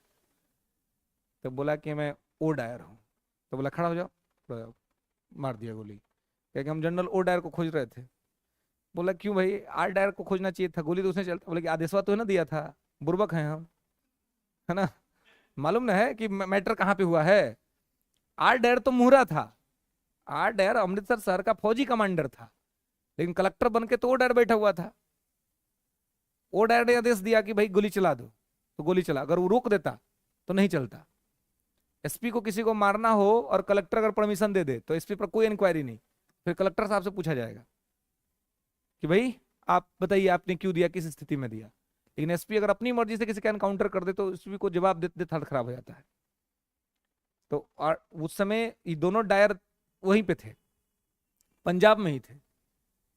ई पंजाब का उस समय अमृतसर का कलेक्टर था ओ डायर, आईएएस अफसर था। ई आर डायर जो था, ई था फौजी कमांडर, आर्मी का आदमी था, सेना का आदमी था, इसको क्या है बकलोल आदमी था, बोल दिया मार दो। मैंने सेना का क्या है, सेना स्ट्रेट फॉरवर्ड सोचती है, सेना को कूटनीति नहीं आता है, सेना डिप्लोमेसी नहीं बतियाती, सेना कहती कि मार देना है तो मार देना है। बाद में आप कहिए अरे काहे मार दिया, मार दिया, आप बोले थे मार दिए, है ना। इसलिए तो जहां मार्शल लॉ लागू होता है वहां कितना आदमी मारा जाता है। सेना को उससे मतलब नहीं है, सेना को एक ही चीज पता है कि हमको भाई मैटर को सॉल्व करना है, वो सॉल्व कर देती है ना। अफस्पा में तो मैंने वो किसी को भी मार देगा, क्योंकि इसलिए सेना का प्रयोग कभी भी इंटरनल मुद्दा पर नहीं किया जाता है। हुआ था इंटरनल मुद्दा पर वहां आपको पंजाब में, पंजाब में जो अलग जो खालिस्तानियों का जो डिमांड था उसको लेकर के, तो देखिए कितना बड़ा दुर्घटना घट गया, है ना। मैटर तो सॉल्व हो ही गया, आर्मी गई तो मैटर सॉल्व हो गया, लेकिन वो जो जो वहाँ जो ये है आपको नहीं, ये जो पंजाब में जो सिख लोगों का जो अपना स्थल है, गुरुद्वारा फेमस है जो, है ना, अमृतसर में, तो वहाँ जो वो वाटर जो है, पानी जो है, इतनी गोलियां चली थी कि पूरा रेड रेड हो गया था, इतनी गोलियां चली थी। और उसमें हमारा अब आर्मी है तो अपना उसका कोड ऑफ कंडक्ट है, वो अपना पहुंच गया अपना सूट बूट में, तो धार्मिक भावनाएं भी आहत हुई थी कुछ लोगों की। और उसी वजह से वही था ऑपरेशन ब्लू स्टार, उसी वजह से मैडम प्राइम मिनिस्टर का हत्या हो गया। मैडम प्राइम मिनिस्टर जो मरी इंदिरा गांधी जी, इसी वजह से, क्योंकि कुछ जो लोग थे उन्होंने भाई एक तो हमारा एकदम मतलब हमारा धार्मिक भाव भी आहत हो गया ना। एक तो खालिस्तान का तो मुद्दा था ही, और उसके अलावा उस पर जो उसको कंट्रोल करने के लिए जो हुआ, तो उससे कुछ लोग आहत हो गए, आहत होकर के ये कर दिया, ओवर कॉन्फिडेंस में मैडम को का हत्या हो गया, है ना। हम हमेशा हमारे जो भी प्राइम मिनिस्टर मरे हैं ये गांधी परिवार से, इन लोगों को हमेशा मिला था सूचना कि भाई मत जाइए भीड़ में, आप आपको दिक्कत है, आपको दिक्कत हो, खतरा हो सकता है। लेकिन नेताजी लोग को क्या, इन लोग को थोड़ा जनता से प्यार चाहिए होता है ना, चुनाव उनाव के टाइम पे ज्यादा चाहिए होता है ना। कैसा भी मोदी देख रहे हैं कहीं घुस जाते हैं, और कहीं कोनो अगर कुछ लेके आया हो तब वो तो कहिए वो बेचारा वो सब घूमते रहता है कमांडो सब, वो ब्लैक अटैचिया लेकर के वो दूर से अलर्ट दे देता है कि है इसके पास मैटर, तो साइड कर देता है ना। अरे देखो, ये भी प्रधानमंत्री के साथ जो पिछला बार दुर्घटना हुआ था ये चुनावी रैली में, पंजाब जा रहे थे, पुल पर गाड़ी खड़ा करके सब टहल रहा है, बताइए ये कितना बड़ा सिक्योरिटी का मिस्टेक है। मैंने प्राइम मिनिस्टर का गाड़ी पुल पर खड़ा कर दिया, अब प्रधानमंत्री उतर गए, उनका सारा सिक्योरिटी सब साइड में घूम रहा है, तुम क्या कर लोगे? नीचे से आके बम मार देगा था, पुले उड़ जाएगा, सारा सिक्योरिटी तुम्हारा ऊपर का धल के धल रह जाएगा। ये वीआईपी सिक्योरिटी का प्रोटोकॉल है कि आप किसी भी पुल पर नहीं रोक सकते हैं गाड़ी को, क्योंकि वो ऐसे जगह पर रोक रहे हैं जहाँ पे पाकिस्तान बगल में है एकदम, है ना। तो अगर कोई भी टेररिस्ट अटैक हो सकता है तुरंत में, आप अपना हथियार, आप अपना जैमर सब ऊपर रखे हुए हैं जी, और नीचे आके पुल तो कोई बम मार दिया, अब बम मार दिया, बस पुल उड़ गया, अब आपका सब सिक्योरिटी ऊपर रह गया, कुछ नहीं कर पाइएगा। एकदम प्रधानमंत्री उतर के टहल रहे हैं, हवा खा रहे हैं, है ना, सब एकदम लेफ्ट राइट कर रहा है इनका सब कमांडो, सबका मैटर एक बार हो जाता है ना। लेकिन वो कहिए कि वो मतलब ईश्वर का आशीर्वाद था कि कुछ अप्रिय घटना नहीं घटी। इस तरह के मतलब प्राइम मिनिस्टर ना है जी, बहुत लोग ही है। अरे लोकल तो आप क्या कर रहे हैं? लोकल पुलिस का जो भी हो, आप जो जो पर्सनल सिक्योरिटी है प्राइम मिनिस्टर का, अनपढ़ लोग थोड़ी है। लोकल पुलिस का सुनेगा, जब प्रधानमंत्री पर बात मन आ जाएगा तो आपको, ये आपकी गलती है, आप सिक्योरिटी देख रहे हैं और आपने खड़ा कर दिया इस पे। वो तो जांच होना चाहिए लोग पर, कमांडो लोग पर, कि कौन सा ट्रेनिंग है भाई तुम्हारा। किसी भी स्थिति में कमिटी गठन, लेकिन अभी तक उसका रिपोर्ट का पता नहीं चला कि क्या हुआ उसमें। कि उसमें पूछा जाना चाहिए कि किसने आपको अधिकार दिया, कौन सा आपका ट्रेनिंग सेंटर में आपको बताया गया था भाई कि आप पुल पर गाड़ी रोक दीजिए, कौन सा आगे पुल फंस रहा था, आप जब जा ही रहे थे तो आप बढ़ते आगे, नहीं तो आप सीधे रिवर्स करके बैक आते, बैक आके आप नीचे आते, पुल के नीचे आके गाड़ी रोक देते, खड़ा कर देते। तो ना आप आगे गए ना आप पीछे गए, एकदम सेंटर में लाके गाड़ी खड़ा कर दी है। जबकि पता है कि पंजाब सेंसिटिव राज्य है, आपका बॉर्डर सटता है पाकिस्तान से, है ना, खालिस्तान का मुद्दा है, कहीं अगर कोई दुर्घटना घट जाती है आप क्या करते? और ये प्रधानमंत्री के मैटर में आप स्टेट पुलिस का सुनिएगा, नीचे का सिपाही का सुनिएगा किसी का, ये आपकी अपनी जिम्मेवारी। तो नहीं हुआ खाली तो आप पुल पर खाली खड़ा कर दीजिएगा, ये आपकी जिम्मेवारी है। तो यही गलती की तो बात हो रही है। तो नहीं दिया तो आप नहीं जाते, आप नहीं जाते, नहीं होगा परमिशन, हम नहीं जाएंगे, हमारे हिसाब से चीजें नहीं होंगी तो हम नहीं जाएंगे वहां, हम क्यों रिस्क लेंगे जा करके? कोई बच्चा थोड़ी है जी, मतलब देश का प्राइम मिनिस्टर है। अगर कोई अप्रिय, हमारे इसी गलती में तो हमारे 3 प्रधानमंत्री चले गए, 3 प्रधानमंत्रियों को हमने खोया है अपनी गलतियों की वजह से। एक प्रधानमंत्री हमारा विदेश जाता है, पता नहीं चलता उसके साथ क्या हुआ, आज तक किसी को नहीं पता जी कि शास्त्री जी के साथ क्या हुआ। लोग कहते हैं जहर जहर जहर, heart attack heart attack heart attack. Indira ji को की हत्या हो गई, राजीव गांधी की हत्या हो गई, तो हमने इनको खो दिया। क्यों? अपने सिक्योरिटी जो है वो मिस्टेक की वजह से, कुछ इन लोगों के ओवर कॉन्फिडेंस के वजह से, है ना। मैडम को बोला गया था कि मत जाइए, फिर भी मैडम चली गई। उनको बोला गया था, एकदम अलर्ट था कि आपको आपके बॉडीगार्ड से खतरा है, वो बोले कि ना हमको अपना बॉडीगार्ड से क्या दिक्कत हो सकती, बॉडीगार्ड तो हमारा बहुत दिन से है, बॉडीगार्ड ही मार दिया। राजीव गांधी को अलर्ट था कि भीड़ में मत जाइए, आपको श्रीलंका के मुद्दा को लेकर के आपसे सब खफा है, दिक्कत हो सकता है आपको, फिर भी चले गए बेचारे। तो चले गए तो अप्रिय घटना घट गई। ये भी इनको बहुत चेताया जाता है कि आप बच जाइए भीड़ में, तो इनको तो और है कि हमको तो सेल्फी लेना है लोग सबके साथ है, कहीं चले बच्चा सबको लेकर लगेगा खिलाने, है ना, क्योंकि बच्चा देख लेंगे ना, लेके लगेंगे खिलाने। ठीक है, ये इनका डिप्लोमेसी अपना कि भाई कनेक्टिविटी, इमोशनल कनेक्टिविटी, लेकिन सिक्योरिटी भी तो कोई चीज है, सिक्योरिटी भी तो है। यहाँ सब मानव बम लेके आता है, पता नहीं चलेगा, बचवो देगा बमो दे देगा हाथ में, क्या करिएगा? दिक्कत हो जाएगा ना। तो ये तो प्रधानमंत्री को भी थोड़ा अपना स्तर पर थोड़ा सोचना चाहिए कि हम जो हमारी जो हमारा सिक्योरिटी है, सिक्योरिटी एडवाइस को माने और उसके हिसाब से करें, ताकि सब चीज ठीक से चले। तो नहीं मानेंगे तो तमाम तरह का दिक्कत और समस्या हो सकता है, यहाँ पे होते रहता है। खैर, तो 67 के अंदर में ये सारी बातें आपको यहाँ पे है। आगे आइए article 68 68।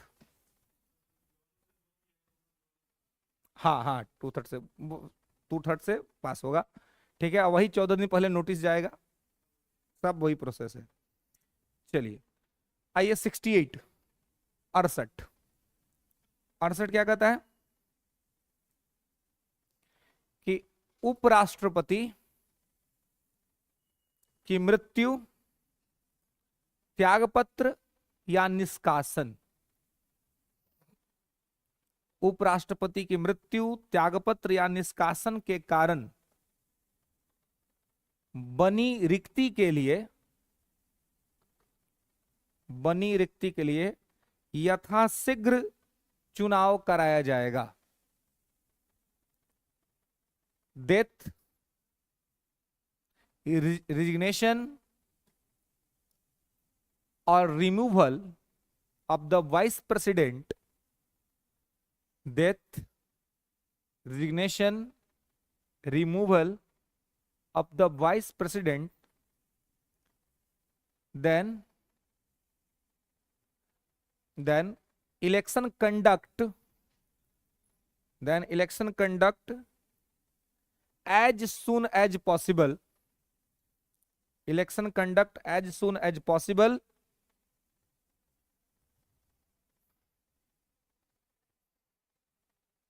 for the vacant condition, as soon as possible for the vacant condition। मतलब ये खाली होने की स्थिति में जितना जल्दी हो सके उतना जल्दी चुनाव करा लीजिए। लेकिन अब वही देखिए कि आर्टिकल 68 में उपराष्ट्रपति के लिए समय सीमा निश्चित नहीं है ना, कि कितना दिन के भीतर कराना है, इस समय सीमा निश्चित नहीं है। एज सुन एज पॉसिबल, आप जितना जल्दी हो सके उतना जल्दी करा लीजिए, ये कहा गया है। तो एज सुन एज पॉसिबल का मतलब है कि 2 महीना, 2 साल, 200 साल। जब फिक्स ही नहीं है तो क्या है, जब फिक्स ही नहीं है तो कुछ भी है ना। एज सुन एज पॉसिबल, आप किसी को फोन करते करते कहाँ पहुंचे होते, बस आइए रहे में लगा देगा आधा घंटा। लेकिन जब आदमी कहता है कि 15 मिनट में आ रहे हैं, 10 मिनट में आ रहे हैं, है ना, तो मतलब कि एग्जैक्ट लगभग फिगर आउट हो जाता है कि कहाँ पे है और कितना देर में पहुंचेगा। उसको भी अपनी सिक्योरिटी रहती है तो आदमी टाइम बता देता है। लेकिन जब टाइम का सिक्योरिटी नहीं रहता है तो आदमी क्या कहता है कि एकदम जल्दी से जल्दी देखते हैं। अब देखते हैं मतलब कि देख रहे हैं, अब वो आज देख ले, कल देख ले, परसों देख ले, जब देख ले, है ना। तो यहाँ पर उपराष्ट्रपति के लिए है। अब ऐसा इसलिए है क्योंकि उपराष्ट्रपति महोदय के लिए भी आप देखिएगा तो कुछ इस तरह का चीज नहीं है ना। मैंने इस तरह का चीज नहीं, मतलब कि कोई कंपलसरी सिस्टम नहीं काम कर रहा है कि आपको इतना जल्दी जो है सो कर देना है या इस तरह से आपको कर देना है ना। इस तरह का कोई सिस्टम यहाँ पर काम नहीं कर रहा है कि जल्द से जल्द आपको कितना जल्दी चुनाव करा देना है, ये यहाँ पर संविधान में नहीं लिखा हुआ है। ठीक है, अगर अचानक से भी इनका पद रिक्त होता है तो वो सरकार को जब सुविधा लगेगा सरकार तब चुनाव करा देगी। ऐसे तो सामान्य तौर पर यह नियम है कि उपराष्ट्रपति का पद खाली होने से पहले नया राष्ट्रपति चुन करके रेडी रहेगा, नया उपराष्ट्रपति। तो वही प्रोसेस होता है। अगर ये इस तरह की स्थिति उत्पन्न होगी तो सरकार तय करेगी, इलेक्शन कमीशन तय करेगा कि हमको कितना दिन में करा देना है। राष्ट्रपति में 6 महीना निश्चित है कि उपराष्ट्रपति अगर राष्ट्रपति के कार्यों का निर्वहन करेगा तो मैक्सिमम 6 महीना, 6 महीने से ज्यादा नहीं, क्योंकि उसी 6 महीना में नया राष्ट्रपति चुना जाएगा। ठीक है, तो इनके लिए वो टाइम वो उस तरह से कोई बॉन्डिंग नहीं किया गया है। क्लियर है? हाँ,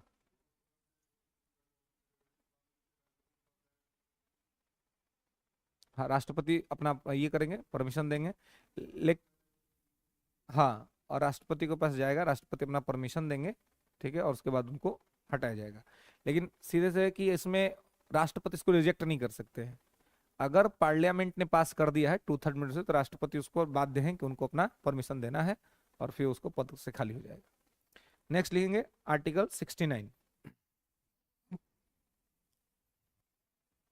आर्टिकल 69, तो 69 है उपराष्ट्रपति का शपथ।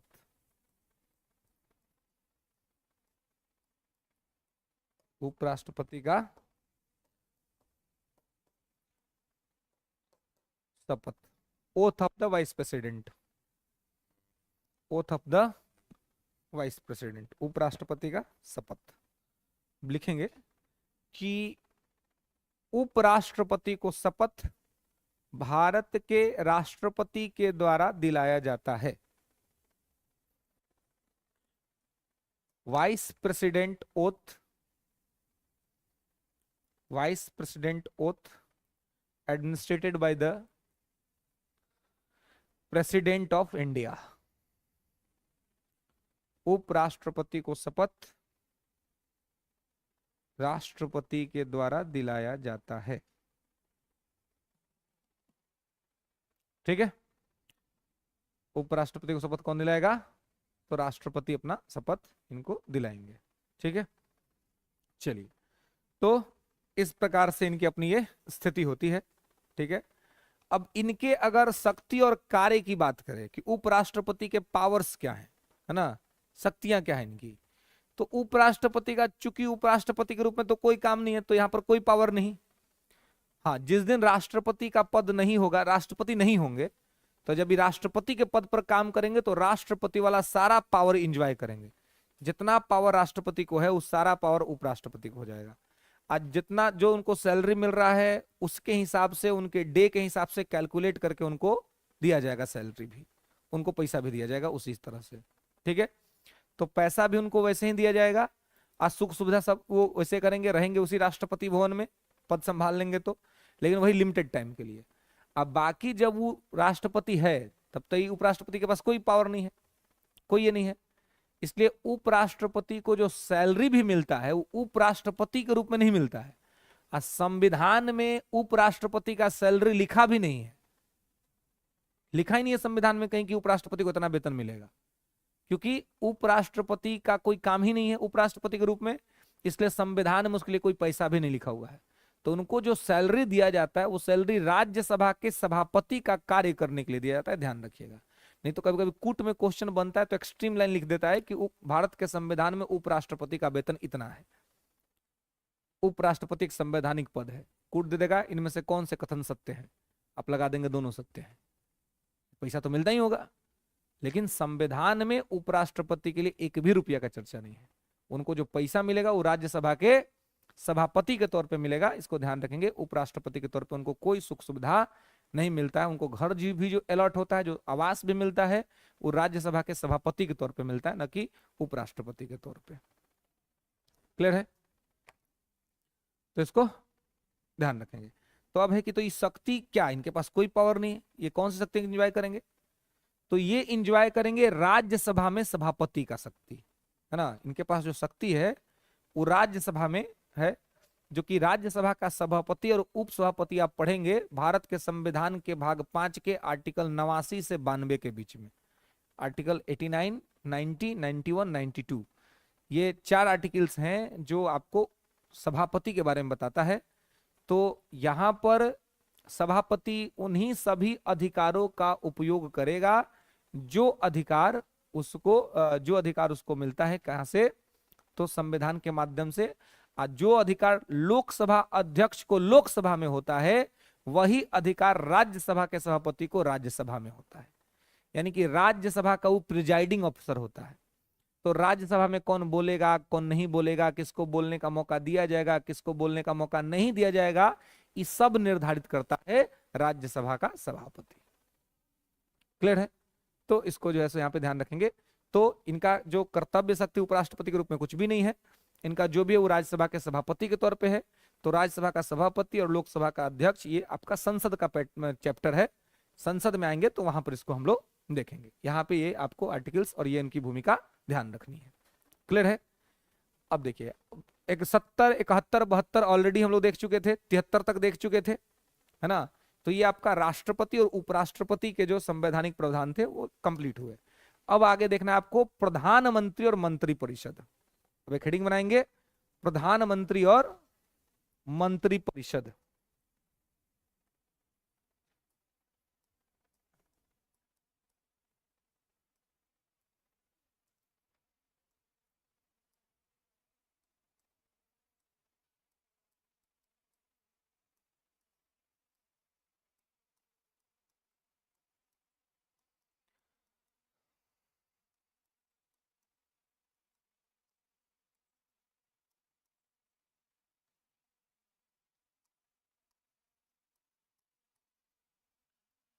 Prime minister and council of ministry,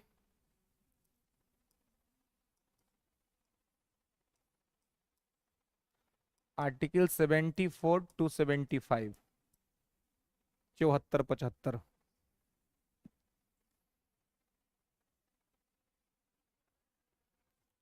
क्या क्या है? हाँ। हम्म।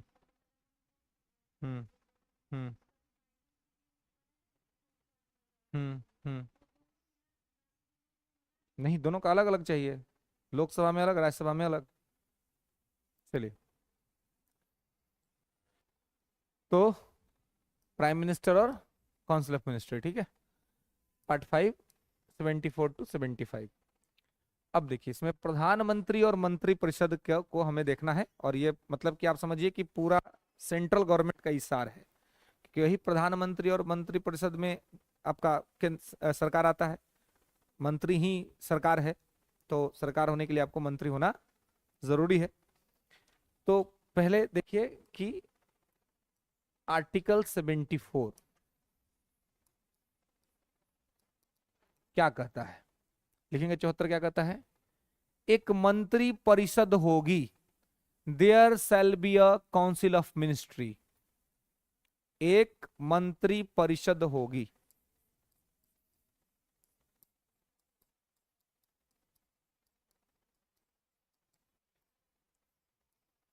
ठीक है। एक मंत्री परिषद होगी जिसका अध्यक्ष प्रधानमंत्री होगा। There shall be a council of ministry under the chairmanship of the prime minister. जिसका अध्यक्ष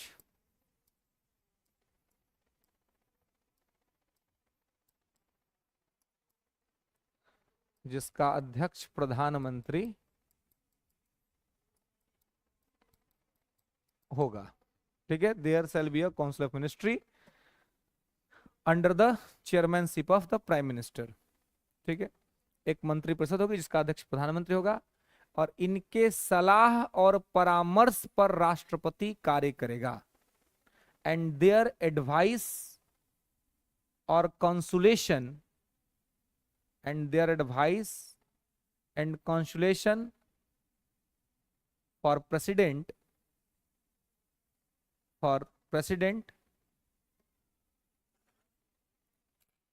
and president do his work and president do his work under this provision. तो एक मंत्री परिषद होगी जिसका अध्यक्ष प्रधानमंत्री होगा, और राष्ट्रपति इनके सलाह और परामर्श के आधार पर काम करेगा। ठीक है। तो इनका जो सलाह होगा, जो ये परामर्श देंगे, इसी परामर्श के आधार पर राष्ट्रपति कार्य करेगा। इसका मतलब यह हुआ कि राष्ट्रपति कुछ भी करेगा तो उसमें इनका सलाह और परामर्श रहेगा। ठीक है। तो सामान्य तौर पे राष्ट्रपति इन्हीं चीजों को देखता है और इन्हीं के आधार पर अपना काम वो करता है। ठीक है। तो जब इनके आधार पर, इन बेसिस पर राष्ट्रपति काम करेगा, चीजों को ये करेगा, देखेगा, तो आप जो है सो इसको ध्यान रखेंगे कि इसमें क्या होगा। तो पहले तो इसमें कि मंत्री परिषद है ना, काउंसिल ऑफ मिनिस्ट्री की मंत्री परिषद क्या होता है। तो आप देखेंगे कि एक वर्ड है ये मंत्री परिषद, और एक होता है मंत्रिमंडल ना,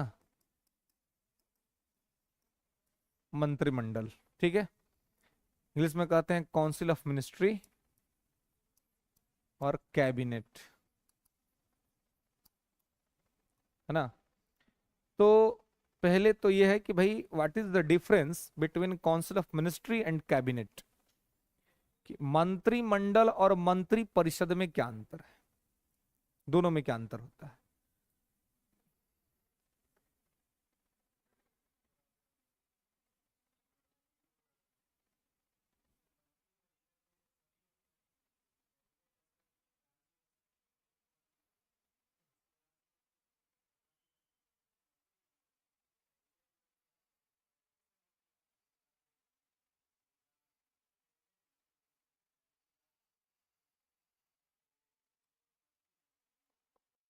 ठीक। और कोई।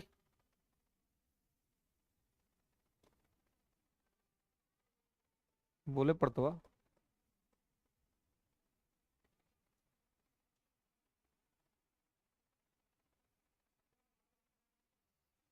हाँ।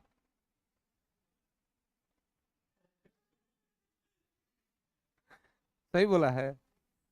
आप बोलिए, वो तो उसका वर्ड बढ़िया था, आप कैसे बोलिएगा?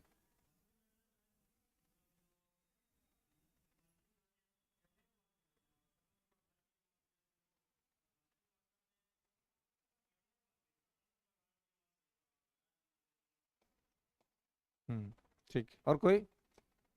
अभी नहीं कि वो बोल दिए हैं तो हम क्या बोले। इससे आपके भी बोलने की तो पता चलता है कि आपका शब्द बोलने का क्या है, क्योंकि आप जैसा बोलेंगे वैसा लिखेंगे। शब्द की तारतम्यता, विचारों को शब्दों में पिरोने की कला आ जाएगी तो लिखने आ जाएगी। लिखने में प्रॉब्लम क्यों आता है कि मन का विचार आपको शब्द में लाने नहीं आता है। अगर मन के विचार को शब्द में डालने आ गया तो राइटिंग स्किल बन गया, है ना। शब्द का चयन, शब्द को का चयन करके आप उसको बोल दे पाएंगे, तो बोल पाएंगे तो आप लिख पाएंगे। इसलिए बोलना जरूरी होता है ना। चलिए, और अधिकारी बनना है तो पर्सनालिटी तो बोल्ड रखना पड़ेगा ना, बोलना तो पड़ेगा आपको, है ना। अधिकारी शर्माता और मता नहीं है। ये नहीं कोई बात होते हैं हंस के बम चल गया। अधिकारी बोल्ड होता है, बोल्ड पर्सनालिटी है ना। कोई भी बात होगा वो स्पष्ट बोलेगा, स्पष्ट सुनेगा। देखिएगा, आप कुछ अधिकारी से बैठिए, उसका आना का नहीं बतियाइए, इन्होंने का बात करिए, डांट देगा तुरंत। तो मेन बात पे आओ, मुद्दा पे आओ, है ना। उसी को कहते हैं ओएल की ऑफिसर लाइक क्वालिटी, है ना, कि मुद्दे की बात है वो करेंगे।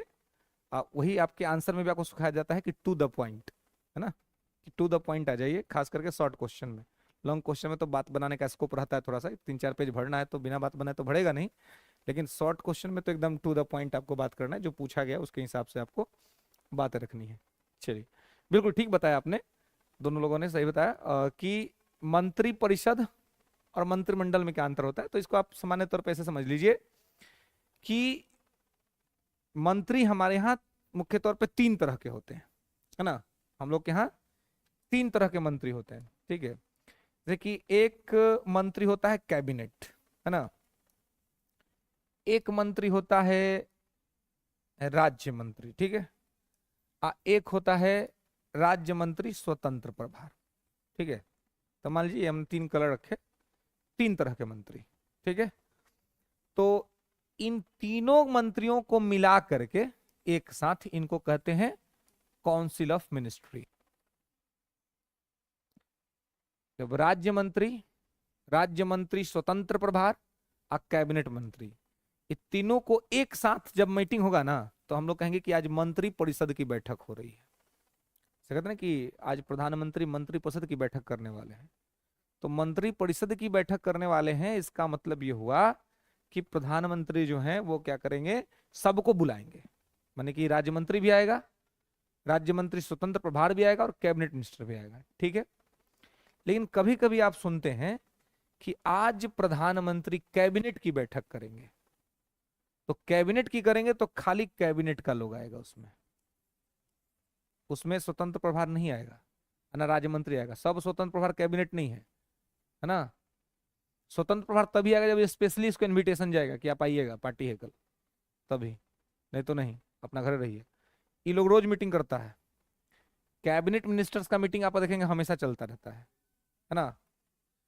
ये पगला के लोग जो ना पगला चलिए, हाँ आए यहाँ मैटर दूसरा चल रही, तीसरा स्टार्ट कर दिया अपना। देखिए, तो अब ये क्या है, तो यहां पर आप देखेंगे कि ये कैबिनेट है। तो कैबिनेट जो है, कैबिनेट ये बहुत पावरफुल होता है। कैबिनेट मिनिस्टर प्रधानमंत्री उसी को बनाते हैं जो उनका विश्वास पात्र है, जो उनका बहुत विश्वास है। अमित शाह गृह मंत्री कैबिनेट मिनिस्टर है, राजनाथ सिंह रक्षा मंत्री कैबिनेट मिनिस्टर है। उनका जो जो विश्वास पात्र होता है, यानी कि कैबिनेट आपको मतलब 15 से 20 आदमी होता है जो कैबिनेट में रहता है। जो बढ़िया बढ़िया मंत्रालय है, जो एकदम बहुत ये है, अब जैसे सड़क परिवहन मंत्रालय आप देखिए, नितिन गडकरी बेहतरीन काम करते हैं वो ना। तो आप मतलब जो 15 से 20 लोग मिनिस्टर होते हैं, वो सबसे इंपॉर्टेंट डिपार्टमेंट जो होता है वो कैबिनेट को दिया जाता है ना। तो कैबिनेट में प्रधानमंत्री के विश्वासी लोग होते हैं, ठीक है, उनको वो रखते हैं। उनके साथ हमेशा प्रधानमंत्री, आप देखते हैं पेपर पढ़िएगा तो रोज पता चलेगा कि अरे कल कैबिनेट का बैठक है, फिर 3 दिन बाद कैबिनेट कैबिनेट का बैठक हमेशा होता है। काउंसिल ऑफ मिनिस्ट्री की बैठक कभी कभी होती है, ठीक है। अब देखिए, तो ये जो कैबिनेट है ना, तो कैबिनेट के अंदर में होता है स्टेट मिनिस्टर, है ना। स्टेट मिनिस्टर जो होगा वो कैबिनेट के अंदर ही में होता है। जैसे जो राज्य मंत्री होगा ना, वो इसी के अंदर में काम करता है। नहीं, कैबिनेट के अंदर ही राज्य मंत्री, आप सुनते होंगे गृह राज्य मंत्री नित्यानंद राय, क्या गृह राज्य मंत्री, तो यानी कि गृह मंत्री के अंदर में ही काम करेंगे, इनका अलग से कोई विभाग नहीं होता है। राज्य मंत्री लिखने का मतलब समझ लीजिए कि इनका अलग से इनको कोई विभाग नहीं मिलेगा। कैबिनेट का जो विभाग है उसी के अंदर में काम करेंगे और कैबिनेट मंत्री को सहयोग करेंगे, यानी कि उनका एक सबऑर्डिनेट होता है राज्य मंत्री। कैबिनेट मिनिस्टर का सबऑर्डिनेट होता है स्टेट मिनिस्टर, उसी को सपोर्ट करता है, उसको अलग से कोई विभाग नहीं मिलता है। ठीक है, तो एक बार से आप कह सकते हो काम सीखता है कि कैसे काम होता है, कैसे मंत्री सब काम करते हैं, तो सहयोगी होता है। कैबिनेट मिनिस्टर का कोऑपरेटिव होता है स्टेट मिनिस्टर। अब ध्यान रखेंगे, स्टेट मिनिस्टर कहने का यह कहीं से मतलब नहीं कि वो किसी राज्य विशेष का है या किसी राज्य के लिए है।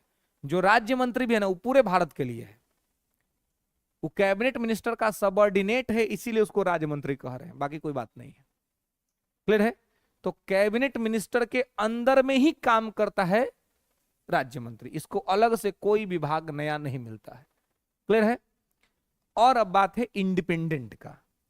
तो इंडिपेंडेंट जो होता है ये कैबिनेट के अंदर में काम नहीं करता है, इसका सुख सुविधा, इसका दर्जा सब कैबिनेट मिनिस्टर के बराबर का होता है, लेकिन ये कैबिनेट नहीं है। तो इसको क्यों रखे हैं? इसको रखे हैं कि अब मान लीजिए गठबंधन का कोई साथी है और उसको हम कैबिनेट मंत्री नहीं बना सकते हैं, तो खिसिया जाएगा कि गठबंधन तोड़ देंगे, सांसद लेकर अपन भाग जाएंगे, सरकार गिर जाएगी।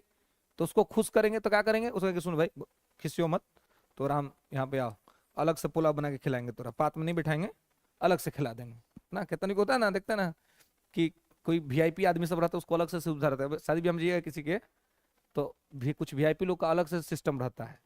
तो उसमें कोनो देख लिया आसपास का कि यार वीआईपी सबको काका खिला रहा है, हमारा नहीं खिला रहा है ना, तो वो इंपॉर्टेंट आदमी है, मान लीजिए थोड़ा बहुत काम उससे भी है, तो आदमी सब क्या करे, देखो तोहरा चक्कर में सबके खिलाना पड़ेगा, तो तोहरों को खिला देंगे लेकिन तोहरा अलग से खिला देंगे, भीड़ में बैठा के नहीं खिलाएंगे तुमको। तो उसको करेगा। तो वैसे ही गठबंधन का दूसरे को शादी सब होता है, डर रहता है कि नाराज हो जाएगा, नहीं देंगे तो उसको कहता है सुन तुमको हम दे देते हैं, विभाग अपना आराम से चलाओ, तुम्हारा अंडर में भी मतलब तुम्हारे ऊपर कोई नहीं रहेगा, तुम सीधे प्रधानमंत्री को रिपोर्ट करोगे। तो एक तो ये स्थिति होती है ना, कोई भी विभाग दे सकते, सरकार देगी, सरकार दे देगी, अपना जो उसको डिपार्टमेंट लगता है वो सरकार दे देगी, है ना। वो प्रधानमंत्री तय करता है, विभागों का बंटवारा प्रधानमंत्री करता है। आप देखते होंगे जब मंत्री पद का शपथ होता है तो पता नहीं रहता है किसको कौन विभाग मिलने वाला है। शपथ होने के बाद बैठक होती है, बैठक में प्रधानमंत्री विभाग क्लियर कर देते हैं कौन क्या संभालेगा, वो प्रधानमंत्री के विवेक पर निर्भर करता है। महत्वपूर्ण तो नहीं मिलता है, छोटा मोटा मिल जाएगा कि लीजिए संभालिए अपना। अब इसमें क्या है कि अब एक स्थिति ये भी होती है कि जो कैबिनेट मिनिस्टर है, मान लीजिए कि कैबिनेट मिनिस्टर के अंदर में राज्य मंत्री काम कर रहा है, तो हो सकता है कि कैबिनेट मिनिस्टर का तबीयत खराब हो गया, चाहे कोई काम आ गया और काम करने में असमर्थ। जैसे कि आप देखेंगे मोदी जी के कैबिनेट में 2 मिनिस्टर पहले थे, फर्स्ट वाले में एक अरुण जेटली साहब, एक सुषमा स्वराज, है ना। अरुण जेटली वित्त मंत्री, सुषमा स्वराज विदेश मंत्री। लास्ट फेज में आप देखेंगे कि अरुण जेटली का भी तबीयत बहुत खराब रहता था, आज सुषमा स्वराज जी का भी तबीयत बहुत खराब रहता था। तो अब ये लोग अपना इलाज करने के लिए चले गए कहीं। तो अब मान लीजिए कि वित्त मंत्री है, वो इलाज कराने चला गया, तो अब जो राज्य मंत्री है अकेला पड़ गया, अब उसके ऊपर में कोई नहीं है। तो उस स्थिति में भी राज्य मंत्री क्या हो गया, स्वतंत्र प्रभार हो गया, क्योंकि अब अभी उसके ऊपर कैबिनेट नहीं है ना। तो कभी कभी राज्य मंत्री भी स्वतंत्र प्रभार हो जाता है जब उसके ऊपर उसका कैबिनेट ना हो। तो कभी कभी तो उसको अलग से डिपार्टमेंट मिल जाएगा, और कभी कभी राज्य मंत्री स्वतंत्र प्रभार हो जाता है जब उसके ऊपर उसका कैबिनेट नहीं होगा। ठीक है, तो जब इन तीनों को एक साथ मिला करके कहेंगे तो क्या कहेंगे, आज जब केवल इसको सेपरेट कहेंगे तो क्या कहेंगे, कैबिनेट कहेंगे। तो आप कह सकते हैं कि मंत्री परिषद का एक छोटा सा हिस्सा है कैबिनेट, अब मंत्री परिषद एक मंत्रियों का बड़ा समूह है। ठीक है, अब है कि टोटल मंत्रियों की संख्या निश्चित है कि केंद्र में टोटल मंत्री कितने होंगे। तो एक नियम है जो 91वां संविधान संशोधन अधिनियम 2003 में निश्चित किया गया कि लोकसभा के टोटल स्ट्रेंथ का 15% से ज्यादा केंद्र में मंत्री नहीं हो सकते हैं। आई राज्य के लिए भी नियम है कि किसी राज्य में उसके विधानसभा के कुल सदस्यों का 15% से ज्यादा मंत्री नहीं होगा। ये राज्य के लिए भी नियम है। तो मतलब कि ये हो गया कि 15% से ज्यादा मंत्री नहीं होंगे, इंक्लूडिंग प्राइम मिनिस्टर ऑल्सो, है ना, under the 91st constitutional amendment act 2003, 91वां संविधान संशोधन अधिनियम 2003 के अंतर्गत यह नियम है कि केंद्र में लोकसभा के कुल संख्या का 15% से अधिक मंत्री नहीं होगा। ठीक है, तो ये सब लोग उसी 15% में ही आते हैं। ठीक है, ये सब लोग उसी 15% में आएंगे, उससे एक ज्यादा भी नहीं बनेगा, उससे कम हो सकता है, ज्यादा नहीं होगा, क्योंकि मैक्सिमम नंबर है। ठीक है, तो उससे कम रह सकता है, उससे ज्यादा नहीं। क्लियर है? तो ये समझ रहे हैं कैबिनेट मिनिस्टर क्या होता है, स्टेट मिनिस्टर क्या होता है, स्टेट इंडिपेंडेंट मिनिस्टर क्या होता है।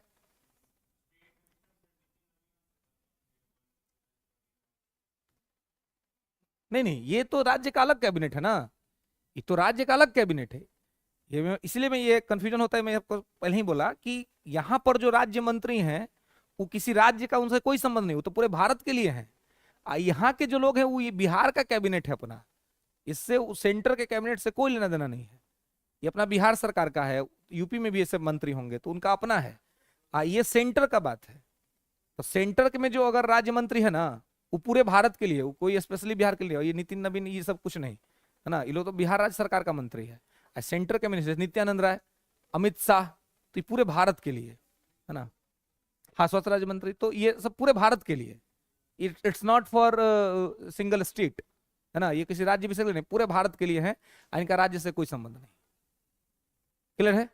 समझ रहे? राज्य सरकारों का तो अपना अलग अलग मंत्री होता है। ठीक है, तो इसको ध्यान रखेंगे। अब देखिए, अब जैसे राज्य मंत्री, हाँ,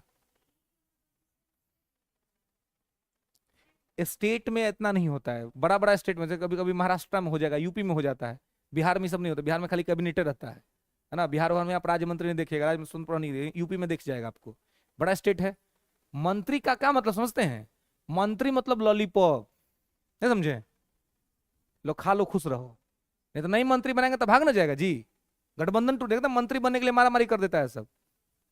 तो इसलिए तो 15% नंबर हुआ है फिक्स हुआ कि अब जैसे मान लीजिए कि जब किसी को बहुमत नहीं आएगा तो गठबंधन का सरकार बनेगा, तो गठबंधन सब किस लालच में करेगा कि हमको मंत्री बनाओगे कि नहीं बनाओगे। तो यह तय होता है कि मंत्री बनेगा ना, तो 12-15 को होता है इंपॉर्टेंट मिनिस्ट्री, बाकी तो सब दिया जाता है कि लो भाई खुश रहो, तुमको मंत्री का दर्जा मिल गया, तुमको पावर दे दिए, बड़ी गार्ड दे दिए, बढ़ा चढ़ा दिए, ताकि खुश रहो, गठबंधन मत तोड़ो, है ना। तो 15-20 गो में काम हो जाता है, जैसे कैबिनेट में 15-20 गो रहता है। अब बाकी लोग को तो बाद में बुलाया जाता है, कभी काम पड़ेगा तो आएगा, नहीं तो नहीं आएगा, तो इसलिए होता है। तो राज्य में छोटा राज्य है तो वहां खाली कैबिनेट रहता है, बड़ा राज्य अगर है तो गठबंधन उठबंधन से सरकार बन गया, चाहे अपने पार्टी में मान लीजिए कि कुछ कुछ विधायक सब बहुत पावरफुल है, एगो विधायक है उसके पास 50 गो विधायक उसके वजह से आपके पार्टी में है, तो उसको आपको मंत्री बनाना पड़ेगा, नहीं तो वो भाग गया तो सब भाग जाएगा, दिक्कत हो जाएगा। तो इसलिए ये समस्या हो जाएगी, तो इसलिए इनको ये दिया जाता है, समझ में आया? तो हाँ, लेकिन संख्या निश्चित है 15% का, ये राज्य में भी निश्चित है। आई संख्या इसीलिए निश्चित किया गया कि ऐसा ना हो कि झोरा में लेकर के सब लॉलीपॉप बांट दे, घूम घूम करके, लो तुम खा लो तुम खा लो, है ना। तो इसलिए संख्या निश्चित कर दिया कि सबको मत बना दीजिए मंत्री, नहीं तो सिस्टम ही खराब हो जाएगा, फिर क्रैश कर जाएगा पूरा सिस्टम, है ना। समझ रहे? तो दिल्ली के लिए स्पेशल है, और एक नियम है कि मिनिमम कम से कम 12 गो मंत्री तो होबे करेगा, है ना, ये मिनिमम 12 कम से कम होगा, ये नियम है? परसेंट नहीं, मिनिमम है कि 12 गो रहेगा कम से कम। ठीक है, तो यहाँ पे इसको ध्यान रखेंगे। तो कैबिनेट, राज्य मंत्री और राज्य मंत्री, सुन पर हमको दिक्कत, अभी कोई बात, देखिए देखिए, जब तक आपका शादी उदी नहीं हुआ है ना, तब तक आप समझिए कि आप कैबिनेट मंत्री हैं। नहीं, कैबिनेट मतलब क्या, पूरा एकदम पावरफुल आदमी। आज जैसे ही शादी हो गया मैटर खत्म। जैसे शादी हुआ, अब क्या हो जाएगा, अब आप हो जाएंगे राज्य मंत्री, आपके ऊपर आ गया कैबिनेट, कहां जा रहे हो बता के जाओ, ज्यादा देर हो तो वीडियो कॉल, है ना, फोन पर फोन, मैसेज पे मैसेज, अभी लेना आई लो, है।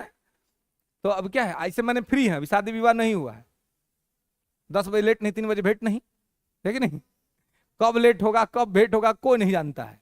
तो जब आप एकदम एब्सोल्यूट पावर पर खेल रहे हैं, जब आपको कहीं कोई दिक्कत, कहीं कोई डिस्टरबेंस नहीं है, तो आप कैबिनेट हैं, पूरा पावर एंजॉय कर रहे हैं। लेकिन वह जब ब्याह शादी हो गया, आ गया कैबिनेट आपके ऊपर, अब आप हो गए राज्य मंत्री, अब आपको कुछ करना है तो उससे पूछ के करना है, बता के करना है कि today I am doing this, है ना। उधर से कोई बात नहीं, कर लो, है ना, जी लो अपनी जिंदगी, है ना। तो ठीक है, अगर आ गया कि नहीं भाई नहीं जीना है तो दिक्कत हो जाएगा, आपको मानना पड़ेगा, नहीं मानिएगा तो फिर दिक्कत हो जाएगा। देखिएगा कपल्स आसपास में दिखेंगे, उनकी क्या दुर्गति है, क्या स्थिति। लेकिन ये अलग बात है कि कुछ लोग खुश रहते हैं, लेकिन मैटर सबका कमोबेश एक ही जैसा है जी, है ना। हाँ, लेकिन अब इसको ही नहीं कर सकते कि गलत बात है, विवाह नहीं करना चाहिए। कैसे कि जिन लोग का नहीं हुआ है ना, करने को इच्छुक हैं, मान लीजिए जो करने को इच्छुक हैं उनका नहीं हुआ है, तो उनसे उनका दुख पूछिए बेचारे से, बहुत दुख में है वो, है ना। रोज शाम को तैयार होकर सब निकलता है कि कोई तो खरीद ले, कोई खरीदने वाला नहीं है, कोई नहीं पूछ रहा है। तो जिसका होने लायक रहता, लगता है कि हो जाएगा, वो पूरा डायलॉग बाजी कर रहा है, हम तो नहीं करेंगे। कहीं मान लीजिए कि डेट एक्सपायर कर गया, अब कोई पूछ नहीं रहा है, तो कहेगा कहीं वो कर लेंगे, किसी को बुलाइए ना महाराज, करना है हमको, कर लेंगे। तो कहा जाता है कि ये ऐसा चीज है कि पछताना तो आपको है, अब आप चाहे करके पछताइए, चाहे आप नहीं करके पछताइए, तो बढ़िया कि कर लीजिए, पछताते रहिए, कोई दिक्कत नहीं है। क्योंकि नहीं करिए ऐसे तो पछताइएगा तो दो आदमी साथ में पछताएगा, तो सेटिस्फेक्शन मिलेगा कि चलो हम भी अफसोस कर रहे हैं, सामने वाला भी कर रहा है। अगर हम सिंगल अफसोस करेंगे तो ज्यादा दुख होगा, है कि नहीं, यार अकेले ही दुख कर रहे हैं, काश कोई होता, रहेगा आराम से, मैटर चल जाएगा, कहीं कोई दिक्कत नहीं होगा, चीजें हो जाएंगी। तो वैसे ही कैबिनेट मिनिस्टर और स्टेट मिनिस्टर का मैटर होता है। अब वही मान लीजिए कि अब जो कैबिनेट आपके ऊपर आएगा वो हमेशा आपके ऊपर थोड़ा रहेगा, कभी फिर रिटर्निंग भी तो जाएगा ना, कभी मतलब मायके जाने का मन किया, माताजी से मिलने का मन किया, पिताजी से मिलने का मन किया, भाई बंधु से, तो गया अपना घरे, आ गया तब तक आप फिर हो गए कैबिनेट, अब फिर पावरफुल आदमी, अब फिर आप 10 बजे लेट नहीं, 3 बजे भेंट नहीं, है ना, कभी भी आइए कभी भी जाइए, कोई पूछने वाला नहीं। आप फिर जैसे ही फोन आएगा कि कल आ रहे हैं, अब सब फिट, अब सारा सिस्टम एकदम परफेक्ट दिखना चाहिए, कहीं कोई सिस्टम अगर गड़बड़ा है तो दिक्कत हो जाएगा, है ना। इनका भाई महिलाओं का बहुत महत्वपूर्ण रोल है हम लोग के जीवन में, है कि नहीं।